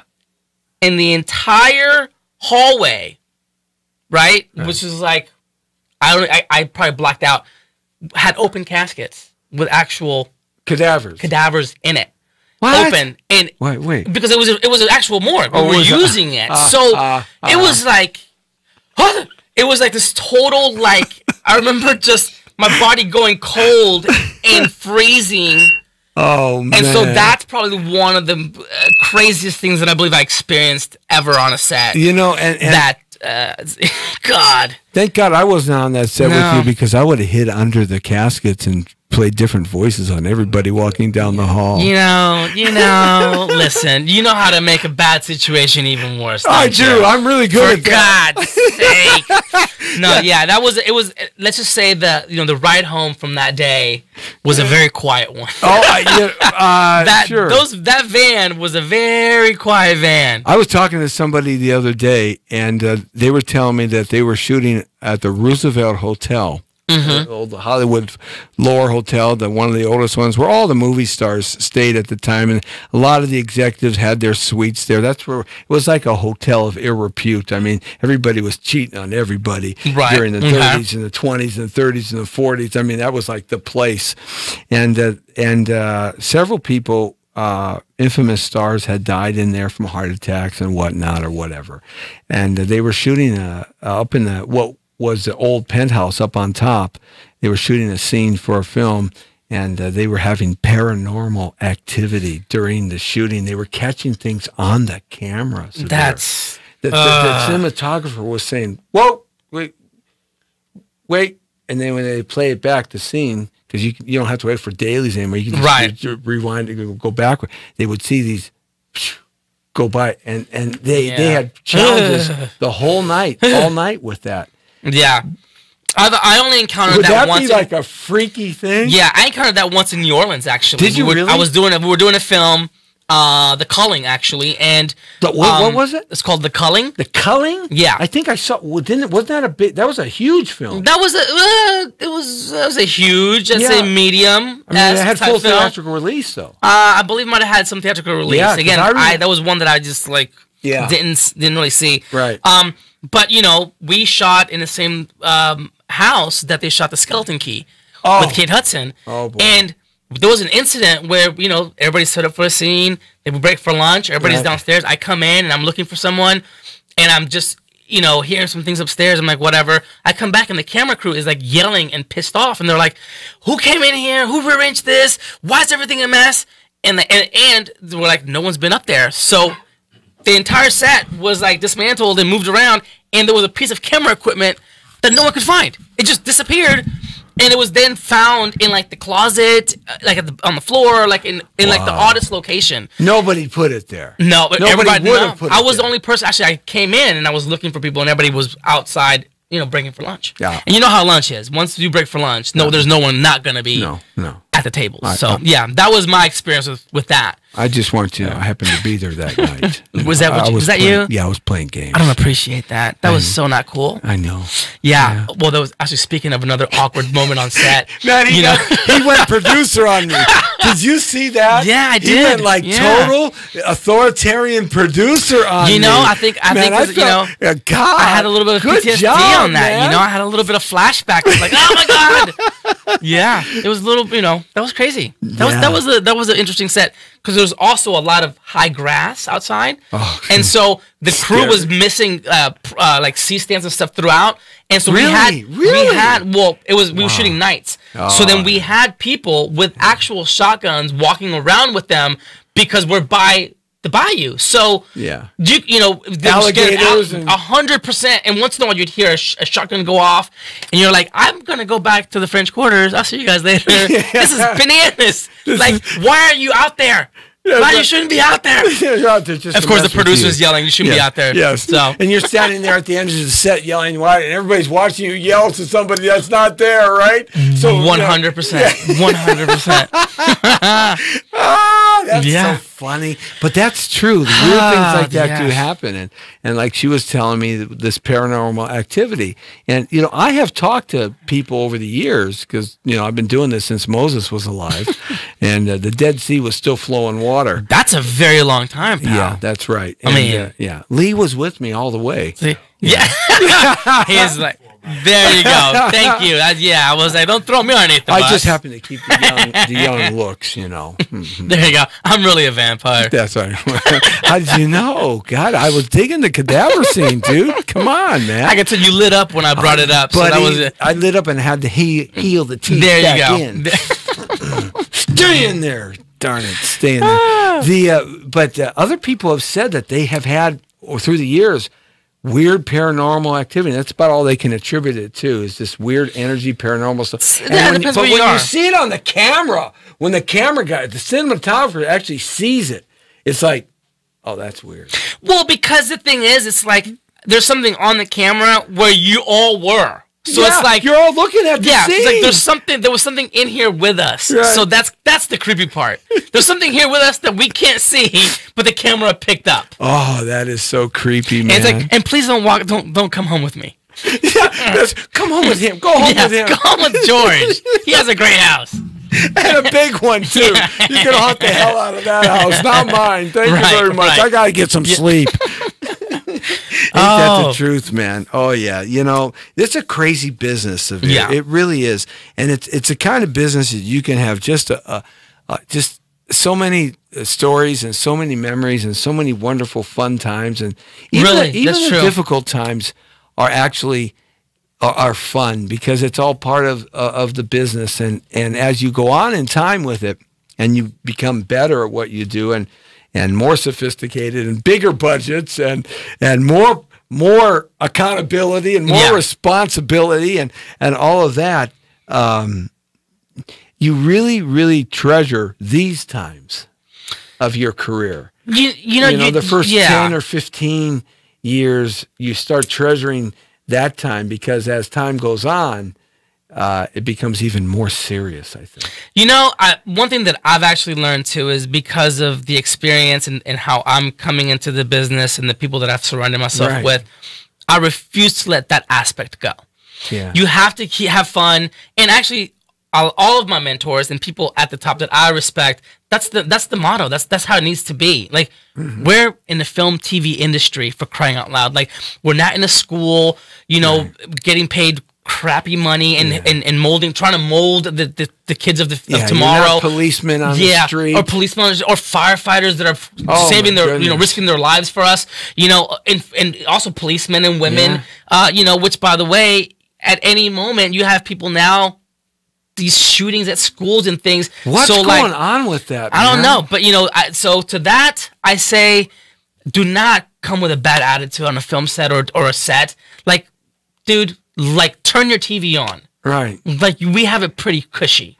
Yeah. We have it pretty cushy. Do you know anybody that got affected by the fires up in Malibu and Woodley Canyon? Do you know? I know a few people that things came very, very close and they're affected to some degree. I don't think I have anybody that had officially lost everything, but there's a few friends and people that I know that it got dangerously close. Right. But then again, I haven't heard from quite a few people still. Yeah. So you know, I've been very eagerly just keeping an eye out, because I know, and especially what about that giant campfire up in the Northern California region? I mean, that's over 140,000 acres. And 35%. And I saw one video on YouTube, and I mean, I was describing earlier, it was truly Dante's Inferno. Yeah. Going through a tunnel of fire down a mountain road. This woman was praying that her family would survive as the flames were creating this tunnel over the vehicle and the embers, and she was just flying down this mountain road, passing up burned cars. I mean, this was something out of a $200,000 budget movie. Yeah. That you would see on a big giant green screen at Thunder Studios over in Long Beach. You know, giant screen. Just massive. I mean, it's overwhelming that has taken place. How do you address that? You know, as a person, how do you reconcile anything? Do you think? I mean, do you think that it was started by some guy? Do you think it was started by some satellite shooting beams down? I mean, where is the truth, right? Well, you know, look, if you know a little bit about science and you know about the planet and the winds and the humidity and the dry, I mean, California is a desert, so there's some elements of that. You know, I believe one of them, not recently, I think the one that happened off of Mulholland, and Skirball area. Yeah, that was just 2 years ago. Right. That was, from what I understand, that one was caused by someone. It was a couple, two or three homeless people camping out on the side of the 405 freeway. So that's how that one got started. Right. But you know, I just feel it. I gotta tell you, it puts life and things into perspective. It really does. And again, it goes back to, I'm blessed and very lucky to do what I do with the people that I do it with. Right. So I'm just grateful. I mean, you get the hurricanes in Texas. Off the Gulf, we get the tornadoes and hurricanes. More of the tornadoes. You know what's interesting? More and more in Texas, actually, are hurricanes, because I grew up with tornadoes. I grew up going tornado warnings and doing your whole tornado drill down in the basement, or underneath your desk. Like, you know, to me, that's more frightening than earthquakes. Oh no! I grew up. No way. I grew up in hurricanes in Puerto Rico, and I grew up in Texas with tornadoes. And look, you can dodge both of those. Okay. Yeah. The ground, we're connected to it. The birds are the only ones that have, that are good to go on that. I don't know, man. Everybody else, I don't know, man. Tornado Alley coming down, tornado that are like 3 miles wide or 2 miles wide, and those hurricanes that 160 But you know the mile-an-hour chances of wind? that, if you lay close to like like on the curb on the Right. street, or you lay on the open field Right. flat, Right. your chances of surviving are greater than if the ground underneath you shakes and the building collapses on you. So I'll take those two over the I think the earthquake. I think you need you have a new profession called survivalist and prepper, because he's been in hurricanes, tornadoes, maybe a light little earthquake out here, and these vicious, terrible firestorms that we're going through right now. Yeah, it's just wait It's, a minute, maybe is stuff following you?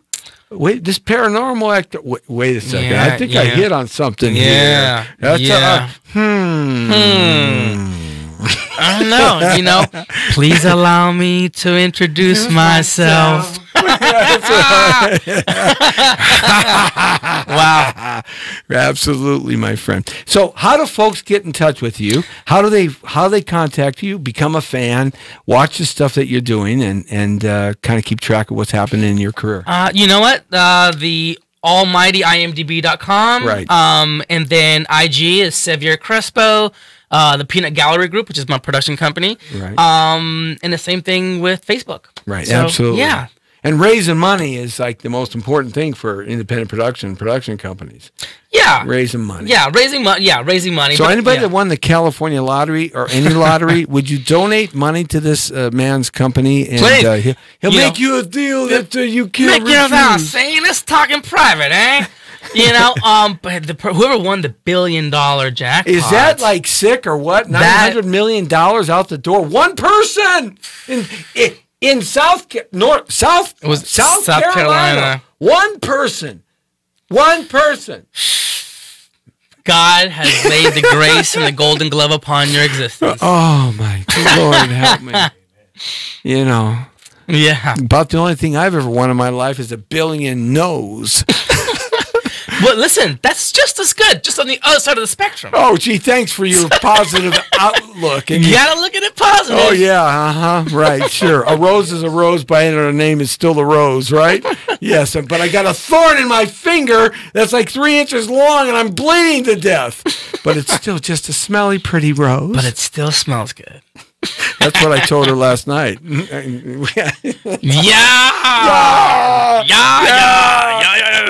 right. Yeah. Sex dolls are going to be opening it up in Hollywood and brothels near you. Did you know that? Wait, what? No, I did not. AI intelligent robot sex dolls. There's a guy that's going to open up a business in Hollywood. And it's not prostitution because it's not a human being. He found a niche in the law. But you know what? That's a perfect example of how technology and things moving forward evolve. That's right. Touche. Yeah, man. Touche. Wow. I tossed that one out as severe, and he was like, "What? Where did that come from?" I have to say, you got me on that. Yeah, you got me but because I you're was right. shocked. You turned it around. It absolutely is. Go check out Deceived on YouTube. You just put in Deceived trailer, Deceived, and you'll be able to catch it there. Look for the movie out, and give your IG site again. Xavier Crespo. Okay. Yeah. And follow his company. The name again? Peanut Gallery Group. I like that. Yeah. And follow this guy's career. This guy's going to be. He's going to be doing 4 avatars in a row someday here. And, That's very kind. That's very kind. Yes, and at the end of it, he's not going to have any hair. I promise you. Yeah. Probably. Absolutely, man. Hey, brother, thanks a lot, man. Thank you so this much. This has been man. Appreciate crazy it. gas, Yeah. man. I'm telling you. I learned so much, and as I ask every guest that comes through the Jesse T Show, please give me a job. Done, and done. We can discuss it. We can talk about it. There we go. It's always we can discuss it. Well, for the record, all you said a job, so I can find a job. Oh, thanks. Oh, good one. The Jesse T Show. Facebook.com, Instagram, YouTube, and everywhere else. 25 different social network stations, radio, TV, everything. Even the pigeons carry our message across the sky. Jesse T, the Brown Beauty's off duty. See ya!